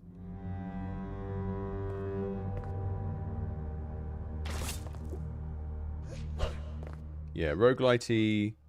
And roguelite in the sense of, you know, I think a lot of people just think roguelites is procedural generation, but there are roguelikes that lean more towards like engine building, like how am I building my character each time. This has a bit of that because we've got these relics and beads, and then you've got roguelikes that lean more towards having a lot of world interactions, like what do these different mobs do and what do these objects do and where do I get the objects from, you know, like Minecraft does really.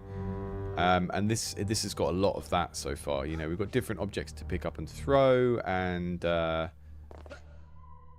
some of them explode and all of that kind of stuff. And the game is really encouraging us to use those more than the melee attack. The melee attack is just like a backup thing that we have. So yeah, there's a lot of stuff here that I really, really like. I would say that even if the art style feels a bit like kind of Hollow Knight meets Don't Starve, the gameplay feels like it's probably more for people that like things like Spelunky and Noita. Okay. Tactical speed, okay. Don't Starve Night Lunky, yeah. Don't Noit.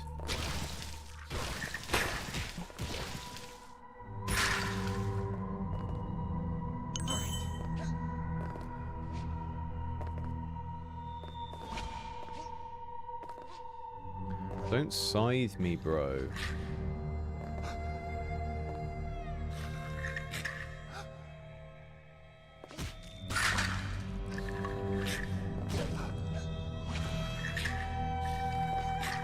Oh, I'm so glad I got that double jump. It is helping me out a fair bit here. Okay, we got our light back.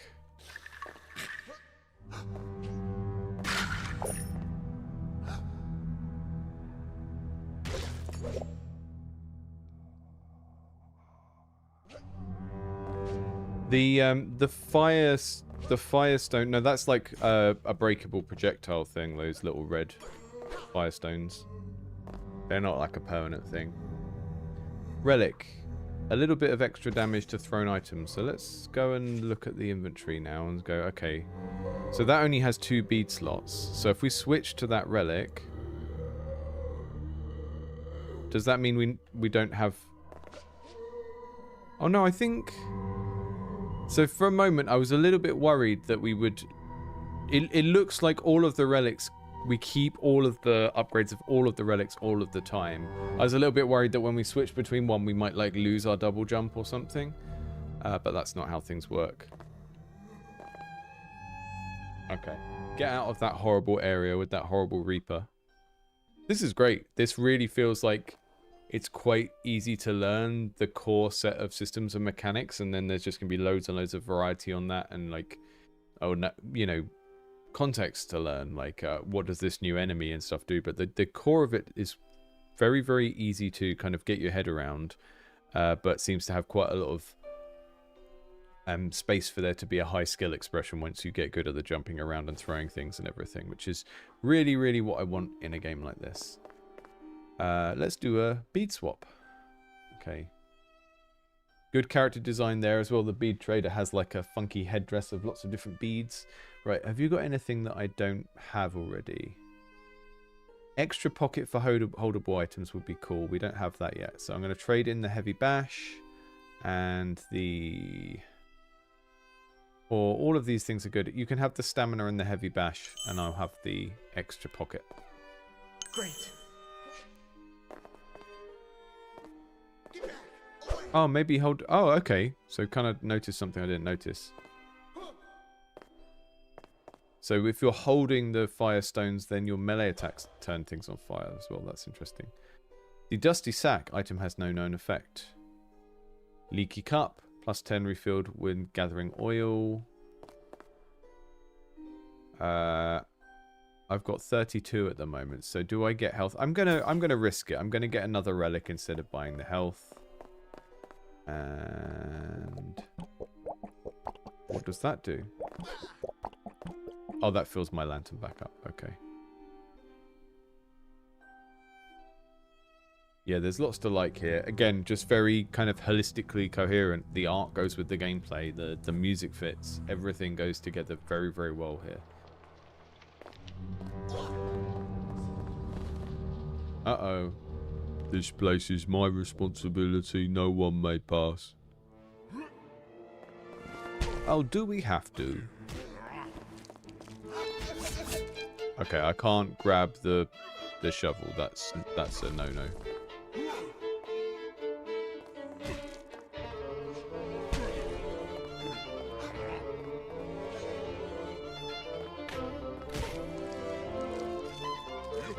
Yeah, these combat mechanics feel really, really good once you get into the context of a boss.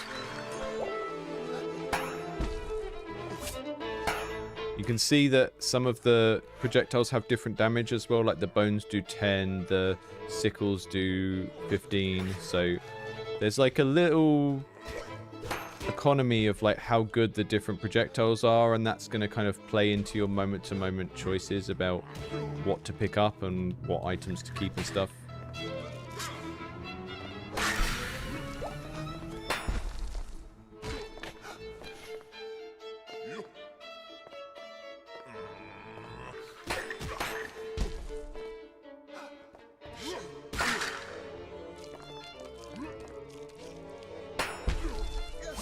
Oh, he's hitting projectiles at me as well, like the ones that are laying around in the level. That's mean. You're a mean guy, mean guy. You're a mean one, Mr. Guy.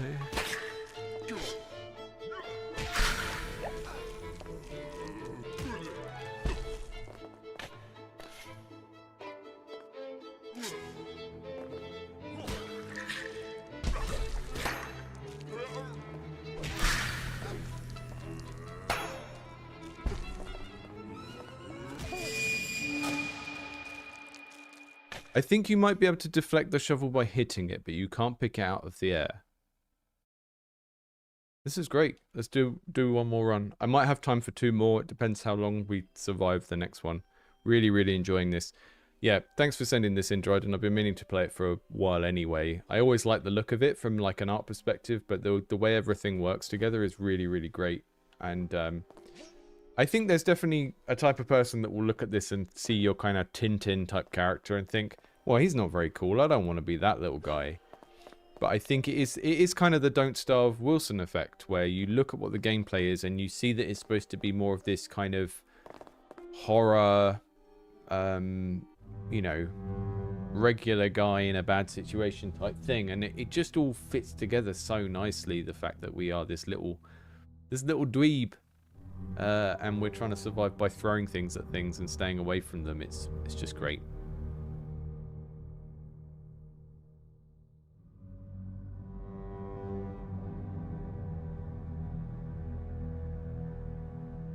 One of the things I would look at as well is just how varied are your catacombs, because I think you know, we have this habit of making things in the sort of Isaac Spelunky style, and it's like, how do we make sure that players don't see the same thing too frequently again and again at the beginning, because it's very easy to get into that. I think I need a sickle to throw through there. yeah, you specifically need a sickle to go through this, which is very kind of intuitive. It's a good use of the, you know, set of common mechanics and objects. So if I get a sickle, I should go back up there and get that thing.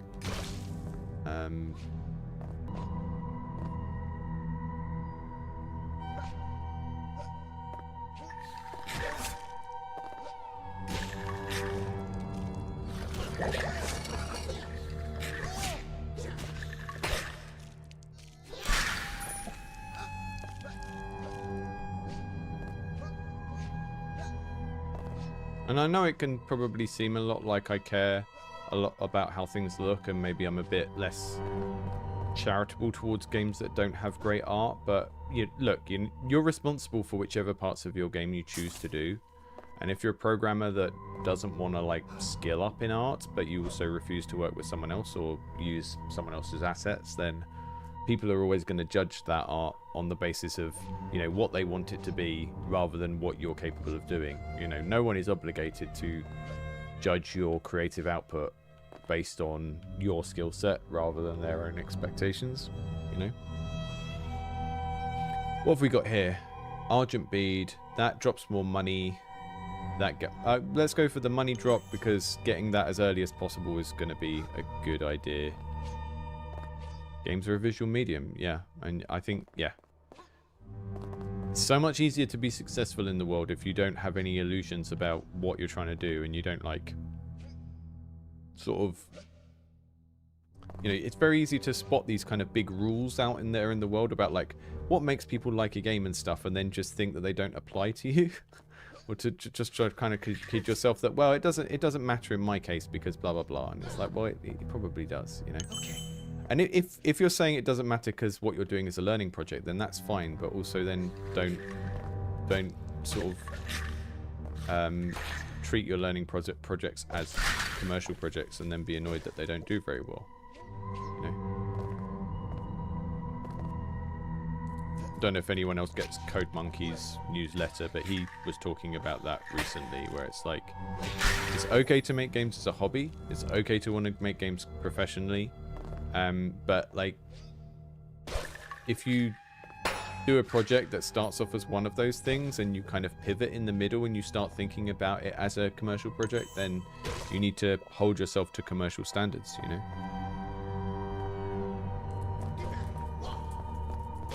And again, that's okay. Lots of us do that. Lots of us sort of start making something as a hobby, and then we go, okay, maybe this has potential to be something else, and that's the point at which maybe you need to like up the standard of certain things and redraw the art assets or whatever it is that that particular game needs. What's this glove do? Increased durability to held items. Okay. Oof. Okay, I've got some sort of...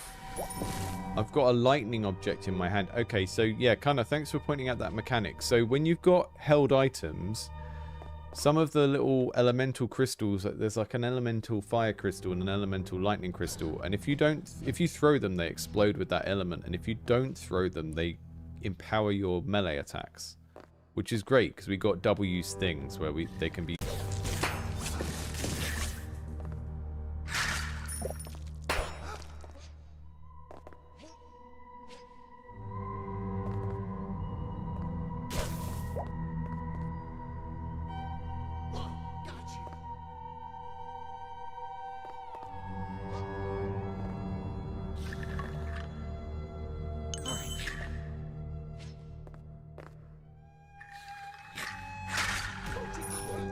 Yeah, this has got a lot of similar qualities to what I'm aiming for in my game. I kind of keep jokingly referring to Golem Gourmet as a sim pretending to be a platformer.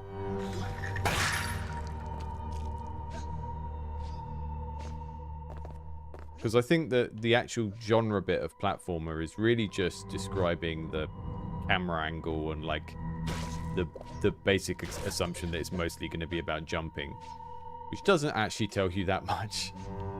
Oh, we can also do this kind of like bunny hop spigot jump thing. We've got pogo if we press down when we... Okay, I need to learn to use that move because that looks quite helpful. I didn't know about that move. I think it's okay that it wasn't. I don't think it was tutorialized. I think it's okay if it wasn't as well, because you can let people discover some stuff on their own. But yeah, this kind of thing where there's a lot of grabbing objects, using them differently in different parts of the environment and stuff, I really like that. It's what I liked about Spelunky.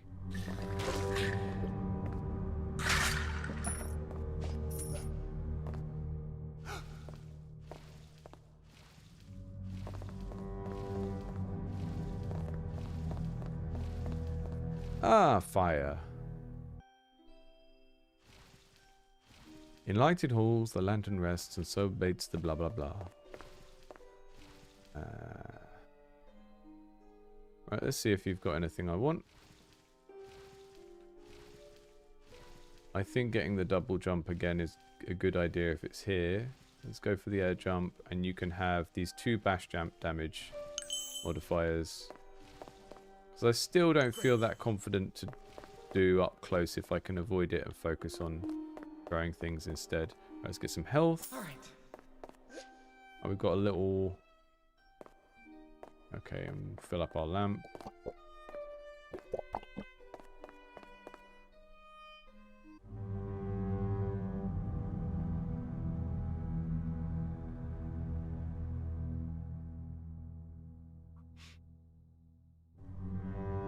Yeah, it's right. It's procedural. I would say one thing I don't feel super sure of is like how far through a run we are as we kind of go between those sections.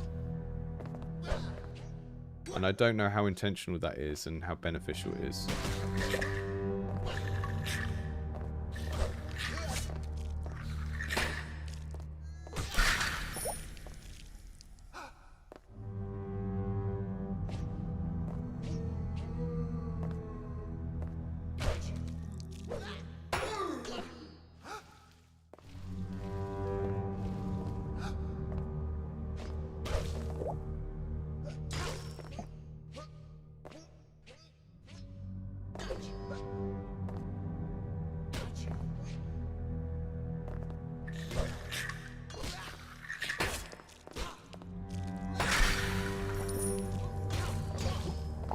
Bro got smited.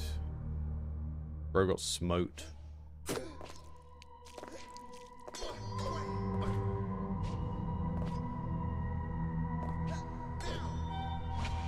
Don't reap me, bro.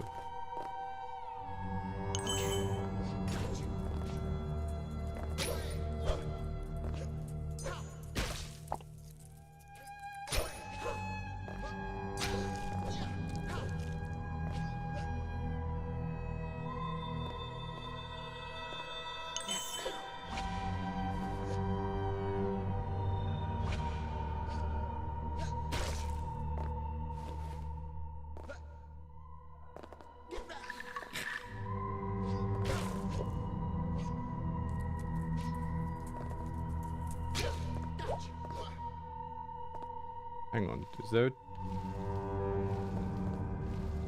Oh, does he take away my torch? Is that why there's the yellow coming out of me when he's close to me? Is he like draining my light?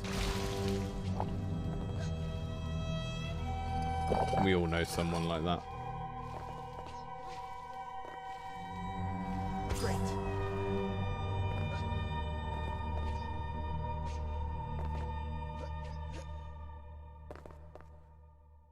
Ah. Got the grass gate that I can... Whoosh! There we go. Lantern oil capacity or bigger pocket. Okay. I like the big pocket. The big pocket appeals to my FOMO more than having slightly more of a resource. Always going to go for the double jump and the big pocket. I think it probably will need a bigger library of stuff because the bead seller kind of always gives you the choice of everything, I think. Maybe that's the point, but I don't know. So now...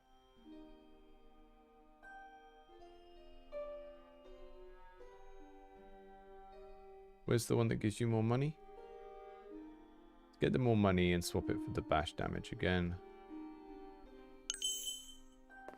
I figure like the earlier you are in the run, the better it is to get more of the money, because otherwise you're wasting all the opportunities to farm every time you fight an enemy.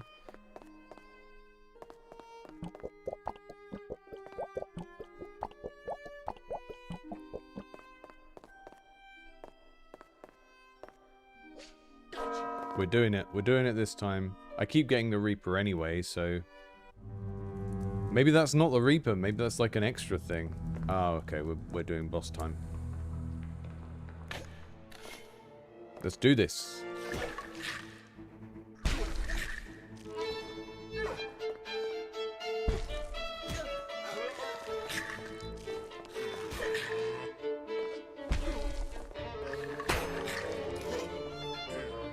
I need to keep reminding myself that I can hit the projectiles and I don't have to grab them every time.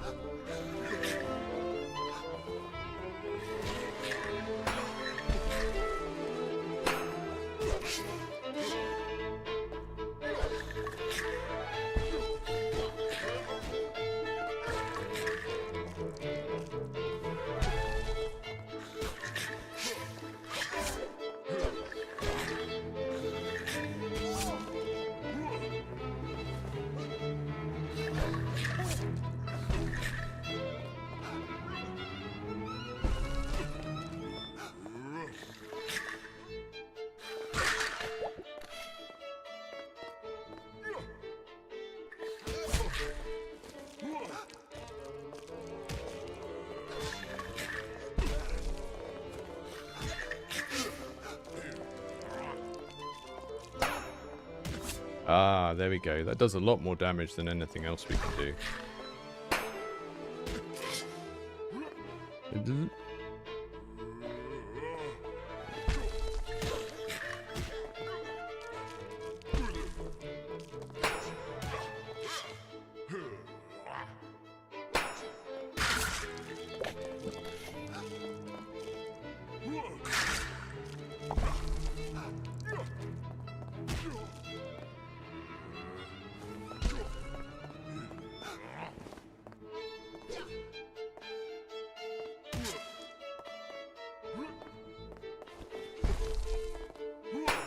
Yeah, I think this combat system really shines on the bosses as well.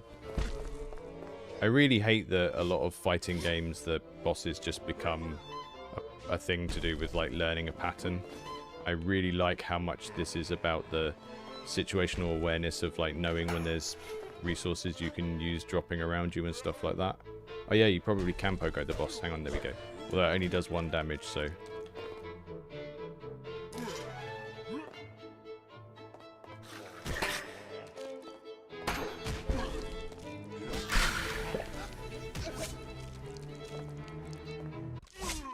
Oh, I was on 1 health. I was on 1 health and I got him. I concede, descend further if you must. I'll be the one to bury you later.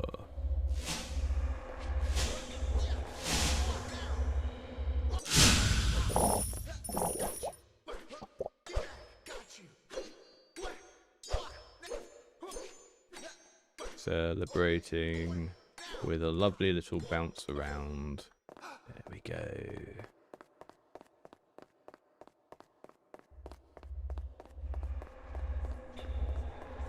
We're going to the second area, I think.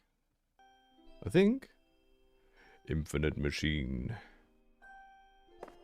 Ah, we've got into the steampunk bit.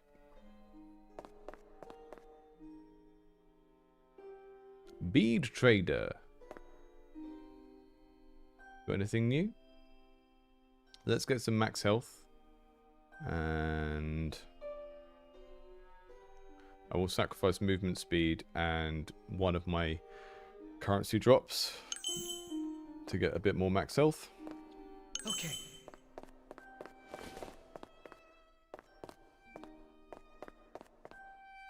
All right. Parry projectiles deal extra damage. See, that's an incentive I wouldn't have gone for early in the game because I wasn't parrying, but now I'm a little bit more locked into remembering the parrying mechanic and knowing how to do it, so feels a bit more appealing. I think about this quite a lot in build-based games of like which items do you go for when you're totally new to a game and you're just like, well, I'll just go for health because I want to play for a little bit longer, versus the stuff that's like, you know, maybe requires a bit more skill to execute or whatever. I don't like that we're getting the ghosty following us on the first time in this new area. That's a bit annoying because I want to learn the new area. So I'm busting up some of these gizmos. Lapis bead, extra light size. That's nice. Got some hazardous steam. I love it when a steampunk game actually uses steam. I remember when I played Frostpunk, I was like, oh, this is like the first time I've seen the steam actually used as a game mechanic. This is great.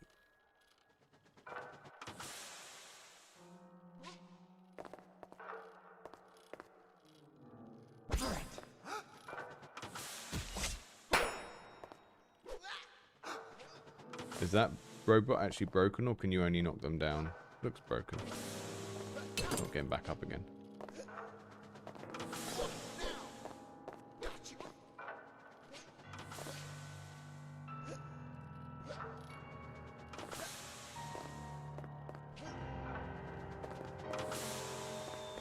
Nope. No, you don't.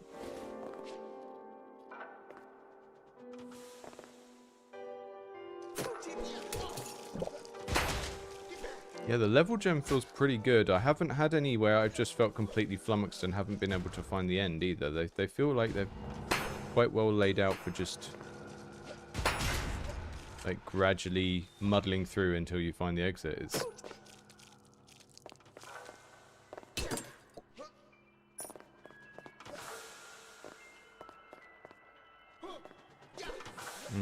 that looks like it requires something to actually activate it though.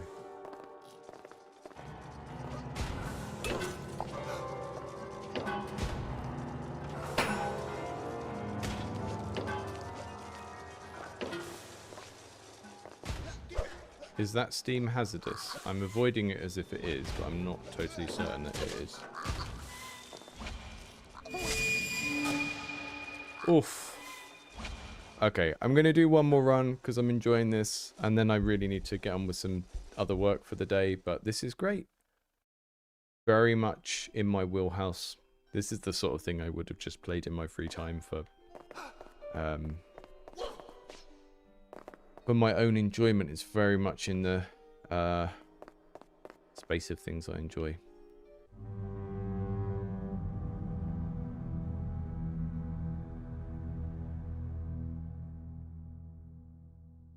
Yeah, it looked like there's like a kind of death's door thing where the health goes to 1 before it goes to 0. I've just done that with full damage in my game.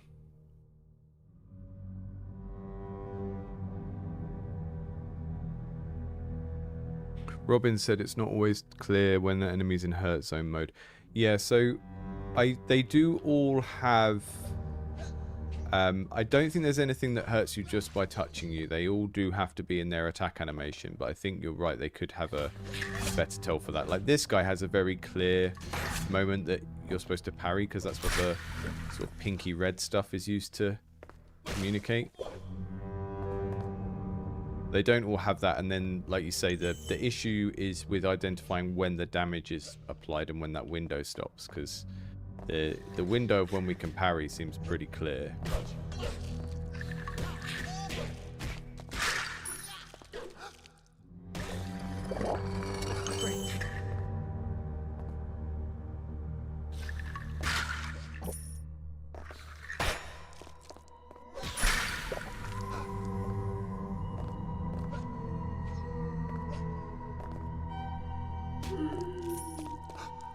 So funny they can pick up a ghost. Just carrying a ghost around with me.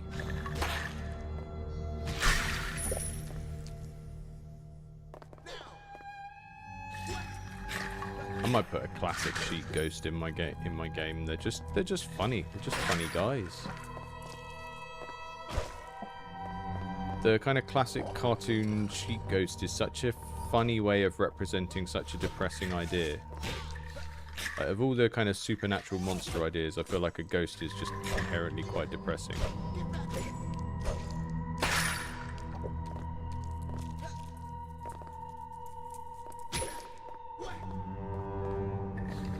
I feel like there might be some special interactions from throwing ghosts. They seem like they might have something like that.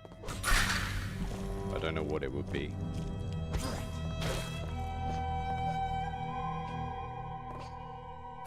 Oof.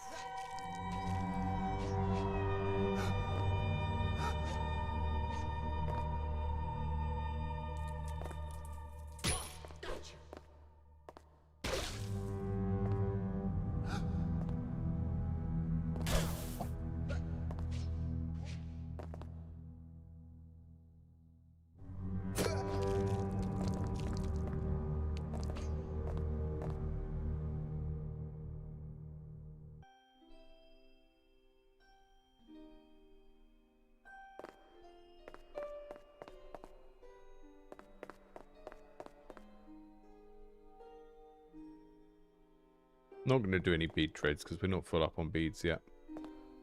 Rusted shield. Yeah, damage reduction, yes please. We've got damage reduction from the front and from the bottom. I forgot to fill my lamp up, but oh well. I might ding the bell on the next one. Really changes the feel of the level though, having that thing chasing you from the get-go. It's like, whoa.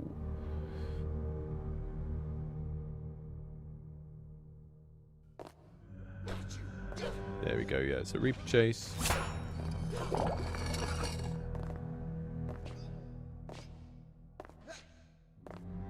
The game's quite generous with stuff as well, like I forgot to fill up my lantern at the last safe room, and then there was just a place to do it, like in here straight away, so it wasn't too much of a loss.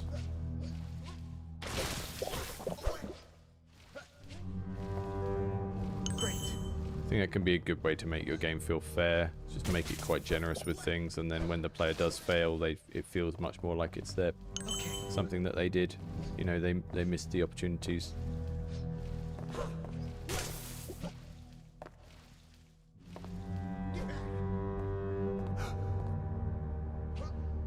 I bet there is some special way to kill the Reaper as well, which I'd be quite interested in working on.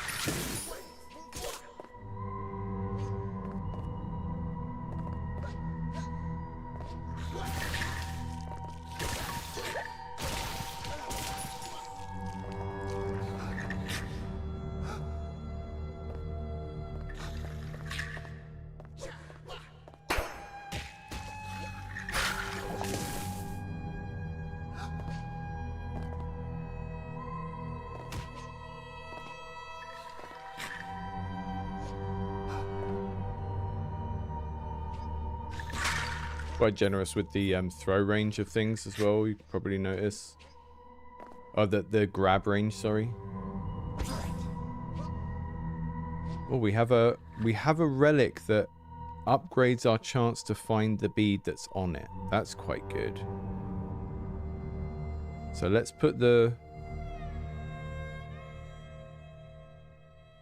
health bead on there. So we've got more chance of getting extra health beads.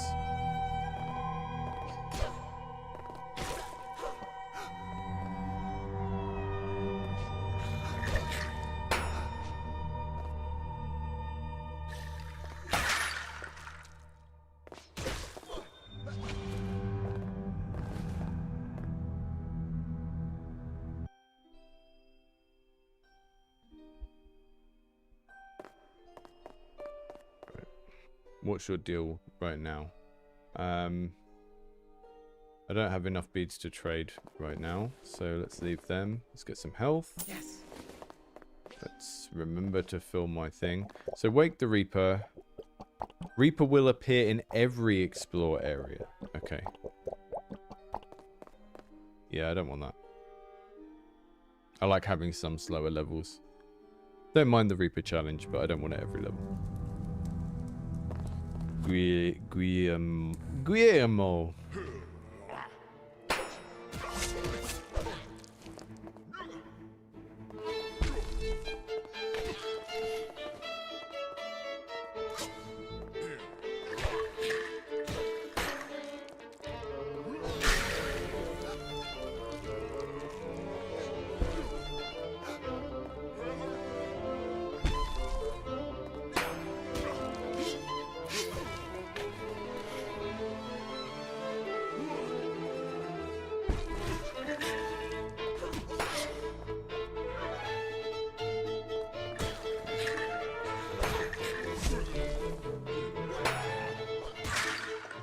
Yeah, I'm finding the level gen is pretty decent. I haven't found any levels where I just haven't been able to get by just kind of bimbling across and looking.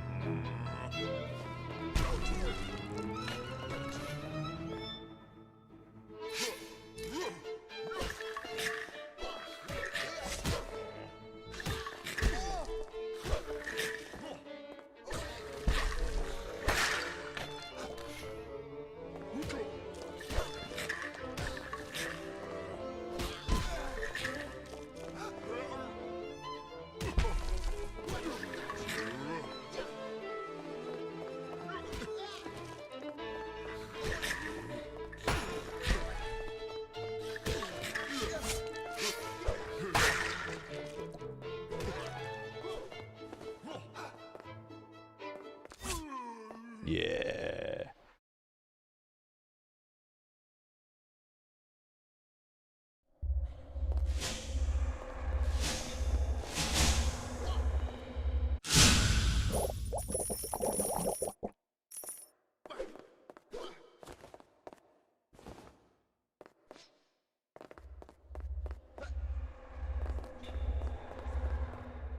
I think the great thing about these sorts of games is as you're working on them, you can address the sort of things that Robin is talking about in the chat there, of like gradually make it so that the level gen for each area starts to have these, you know, open spaces for fighting in, or whatever it is the game seems to need. You can gradually lean it in that direction. Okay. I think it's just a case of, you know, observing these things and then thinking, oh yeah, the game does need that, or it does need less of that, or whatever. And Spelunky has a different set of, a different algorithm and a different set of parts for each of the 4 kind of main zones. And I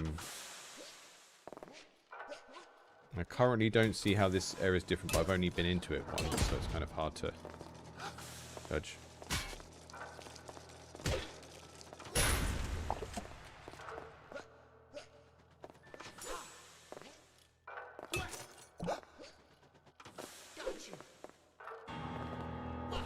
Not sure about these cog things. They always look a little bit too bright, and I keep thinking they do something and they don't.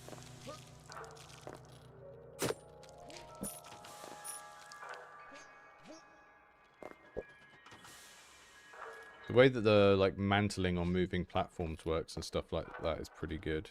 Great. Bigger catch radius. I like that power up. Bigger margin of error on like the core ability that I need to use. Probably can pogo on the spikes, yeah. Can you pogo on these? That would be a... No.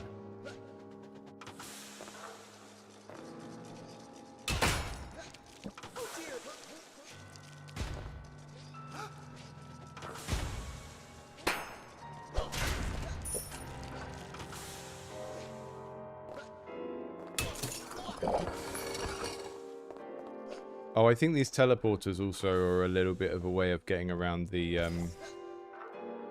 some of the potential level gem problems, because we can use that, right, and then we can quickly go to the other one. There's a bead there that we missed out on, so I need to go back up round there and get that. Yeah, it's a life bead as well. I definitely need that. Don't miss the life bead. Okay. We're up to 130 max life now.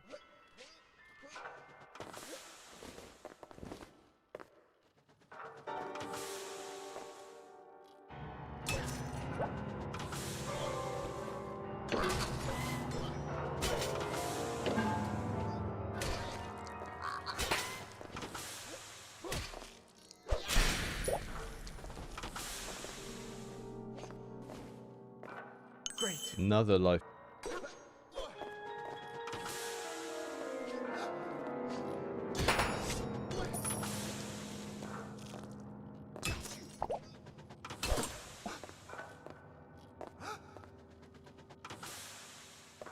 Yes.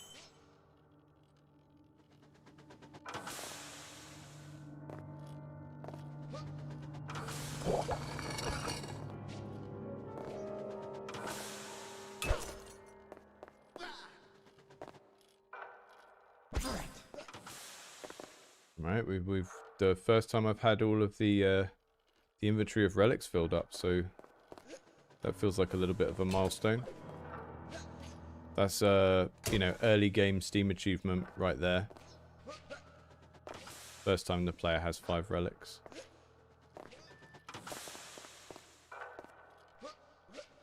Yeah, I haven't worked out when to do the GMTK games.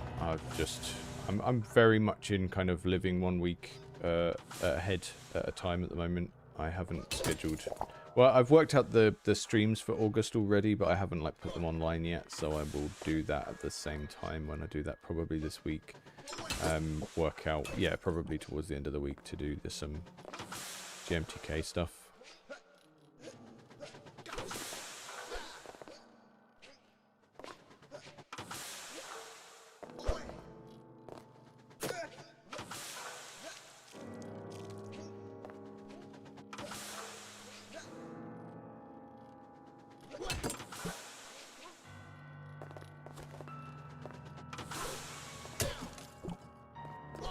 Okay, so is this the end of the level, but we need to do something with... Another one over there, okay. So many life beads. These levels are a lot bigger, aren't they? I can feel the game feels like it's maybe slowing down a little bit, so there might be some kind of culling, off-screen culling or other types of optimizations that need to happen on the bigger level. Or on any level, really, because...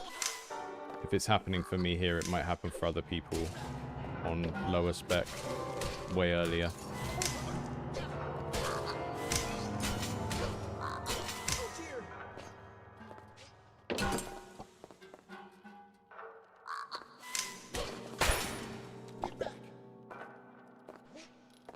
Yeah, sorry for the stream stuff, guys. I think tomorrow is when my internet is changing over from Sky to Virgin.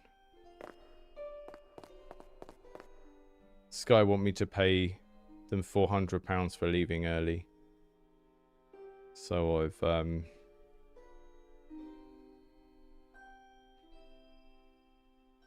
I've told them I'm not going to do that, and I've cancelled all my direct debits.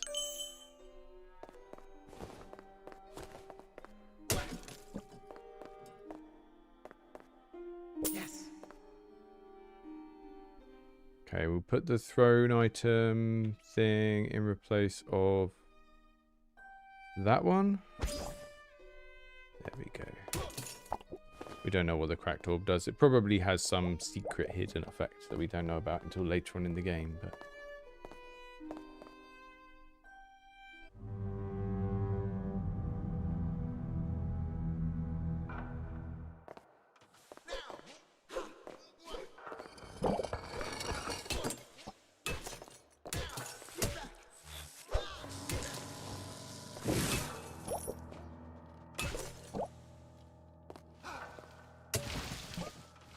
You notice the game's a lot more generous with the thrown objects in the first section. Right, there's a lot of like loose skulls and scythes and stuff in the catacombs, and then when you're in this machine section, you have to depend a lot more on the projectiles of the enemies if you want to fight by throwing things. So it sort of forces you to try different stuff out quite a bit.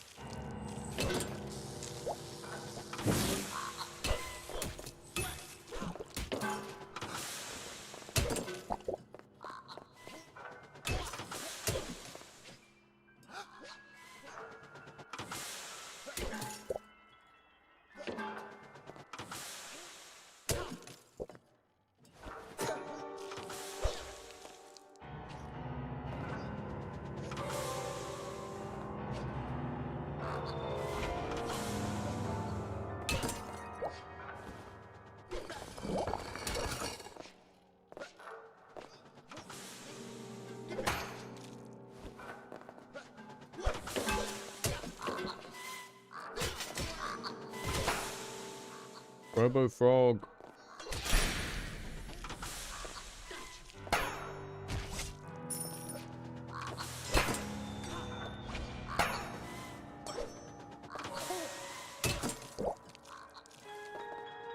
Oof.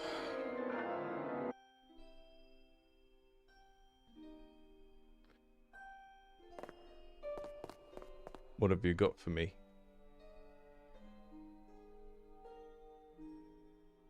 I'm going to give you 2 health beads because we're so healthy right now.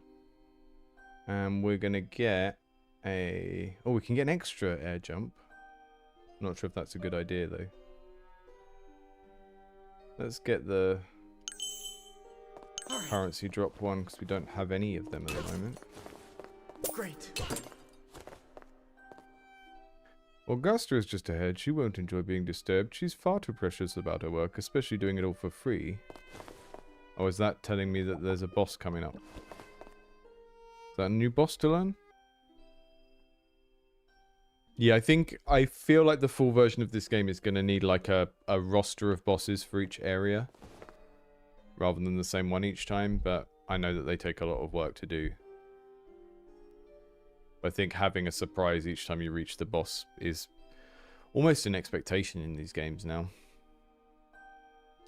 I meant no harm. Neither does a bee in the bedchamber. Still, we usher it out. I'm not a bee in a bedchamber.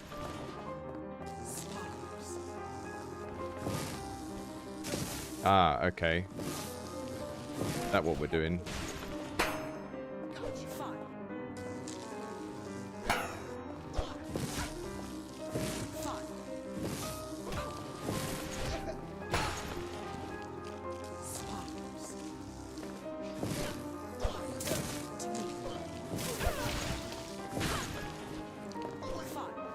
Right, so I need to avoid the things when they become electrified. And particularly the gap between them.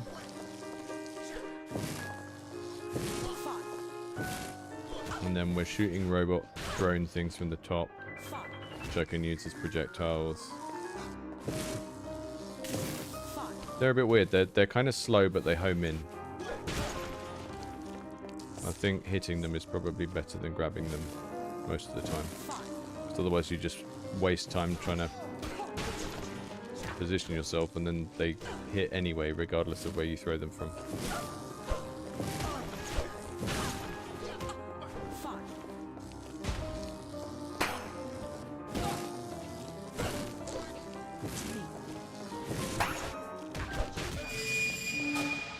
That wasn't bad for a first time on that boss. Got her health halfway down. Oh, right. I am done for today. Thank you for dropping in. That was Disinherited, which Dryden, one of our Discord members, and yeah, one of our patrons and previous contributors to the channel, sent in. Been meaning to play that for so long. I think it's been on. It was on my old waiting list since like, I don't know, 18 months ago or something like that. Before that, we had a game called The Fabric of the Mind, which I actually felt like the gameplay and the level design was superb. Certain aspects of the animation were really good. And like someone said in the chat, it feels like a game that's made by a programmer where they haven't kind of gotten out of their comfort zone with the art that they can do, but there's lots of really cool kind of processing and programmatic animation in that. But I really feel like the overall creative direction and storytelling of this game is kind of feels like a lot of people are going to interpret it as that kind of parody of what indie games are. You know, I've made a pixel platformer about depression kind of thing, which is a shame because it's actually better than that, and I think it just needs attention to the areas where it's lacking if you really want it to go anywhere. And then the last game I had, well, the first game I had was a game that doesn't have a public demo yet, and I tried to play it a little while ago and the itch had been taken down, and then the dev sent me a private demo of it to play, and this was like a clicking and dragging slingshot type platformer. Oh look, it does get out of red zone as well. It gets into kind of spooky ghost zone with blue stuff later on in the game, so there's a lot more game than we saw there, and it doesn't stay in that kind of red and black for the whole thing. I really, really liked that. That kind of feels like it's ready to go. We found a few little kind of UX things we might have changed, but it was just really, really good already. So I'm quite kind of excited for that one. I'm going to put it on my wish list so I don't forget about it. Good writing in this as well, good world building, interesting characters that you meet, and it doesn't sort of do too much of that early on before you've learnt the core mechanics and you're a little bit invested in progressing through the game, and then it kind of brings in the writing, and the writing is very kind of flavor driven and very aligned with the type of challenge that you're trying to do in the game. So really, really good set of games today, and I think you know, this very much felt like an artist-led project. You know, Dryden's game, Disinherited, obviously very, very kind of nice-looking game. Fabric of the Mind, kind of let down by that aspect a little bit, and I think just going back to it and being a little bit more willing to try a few more things out with the art style, you know, I think when you see that people get away with a certain art style, like when you look at Downwell or you look at something like Undertale, I think you have to look at what else it has going for it that makes it work that way. Like why people are willing to put up with a game where this thing in the game is quite shoddy, and often it has like specific other things going for it. Like in Downwell, it's like really, really responsive, and the black and white and red looks quite stylish, and even though it's very low res pixel art, it's quite well executed for that fidelity of pixel art.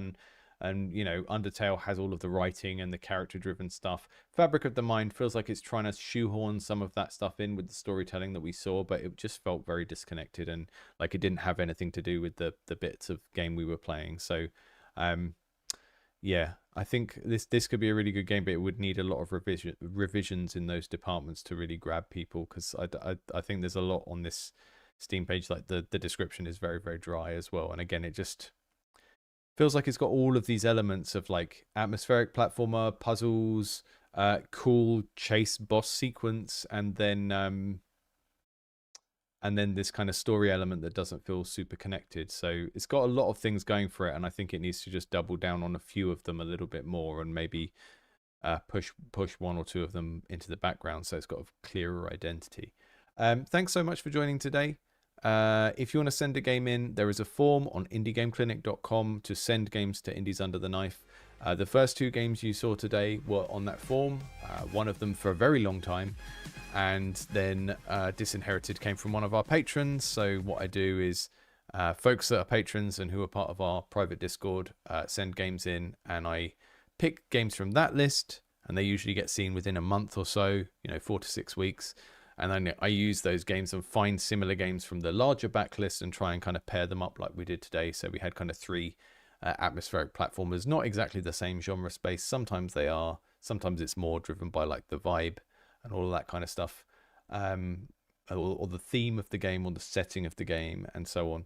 But that's how it works. So if you want to send a game in, go and look at indiegameclinic.com. You can send a game in there. There's quite a lot of games on that backlog. I try and get through as many as I can. I do have certain kind of priorities I make. Like if a game has already had a big public playtest and it looks like 2,000 people have played it, then I tend to think, listen to those guys. You don't need someone critically streaming your game at that point, because I'm just going to say stuff that 2,000 people have already told you. But yeah, send games in there, and then go and check out patreon.com/indiegameclinic to see what we're doing over there. I put a post up yesterday about all of the stuff that's on our Discord, because the Discord has got relatively more complex in the last year. There's a bunch of member-led events that people are running, little talks or meetups for accountability and like production help, little things like that, like running weekly stand-ups and stuff like that. So I sent out a quick start guide for that, and people that are new members get that as a message now as well. So there's a bunch of stuff about that up on the Patreon. You can go and see what's going on there, and folks in the higher tier get like behind the scenes things, like when I write video essays, you get the scripts early, and you get kind of access to sometimes older videos that I've taken down off of the channel. They go up on there, and also our Q&A. So people are in the top 2 tiers will be sending in their Q&A questions this week, and then every Friday there will be a new Q&A video throughout August. That was something we trialed in July, and it seemed to go down quite well. And that's a nice way for me to make short videos about things that are much more like narrow and specific, that perhaps wouldn't work as a video essay on YouTube, but people find either helpful or interesting to hear about. So thanks for continuing to send those in, and I will be kind of reviewing what's the end of the month. So the first Friday, okay, so yeah, but on Friday the 31st, I'll pick the Q&A questions for next month, and then the 7th will be the first one of those videos in August. So I'll do 3 of those each month, based on the questions that those people send in. So the folks in the higher tier, the blue and the purple tier, send the questions, and then everyone else, like the people in the green tier, the cheapest tier, get the answers in those extra videos, as well as like getting video essays early and stuff like that. So thanks to everyone who supports the channel. Wouldn't be able to do it without you. Allows me to do this in a way that is kind of following my interests and following your interests, rather than kind of doing the same keyword triggered videos that a lot of people end up doing because of how YouTube works. Really appreciate it, and that's why we use Patreon, and that's what Patreon is for. You know, it's patronage. You see something that you like, you want more of it to exist, you put a little bit of money into it, and then it continues to exist. And that means that I so far haven't had to do any like brand sponsorships for things that I don't care about on this channel or don't think are good, which is very good as well, because I'm not very good at being insincere about things that I don't like. I think you might have noticed that when watching me review games. So yeah, really couldn't operate that way, like having to pretend to like HelloFresh or something. I don't like HelloFresh. I like cooking my own meals or eating crap from the kebab shop at the corner. Those are my 2 modes of eating. Thanks, folks. Have a good rest of your Monday or whatever day it is where you are, and I will catch you all soon. I think the next one of these, do we have another one later this week? Providing that my internet is set up and working. Yeah, on Thursday we are doing we're beating up robots. So we're looking at Echo Extract again, which is like a top-down brawler with a kind of neon punk theme. We're looking at something called Mega Battle and something called Hope 01. They are not in the same genre. They are just all games that thematically involve beating up robots, which I'm quite in the mood for these days. I think you know, I say thanks to the self-service machine in Tesco's, but most of these other robots, they you know, they're on thin ice. That's all I'll say.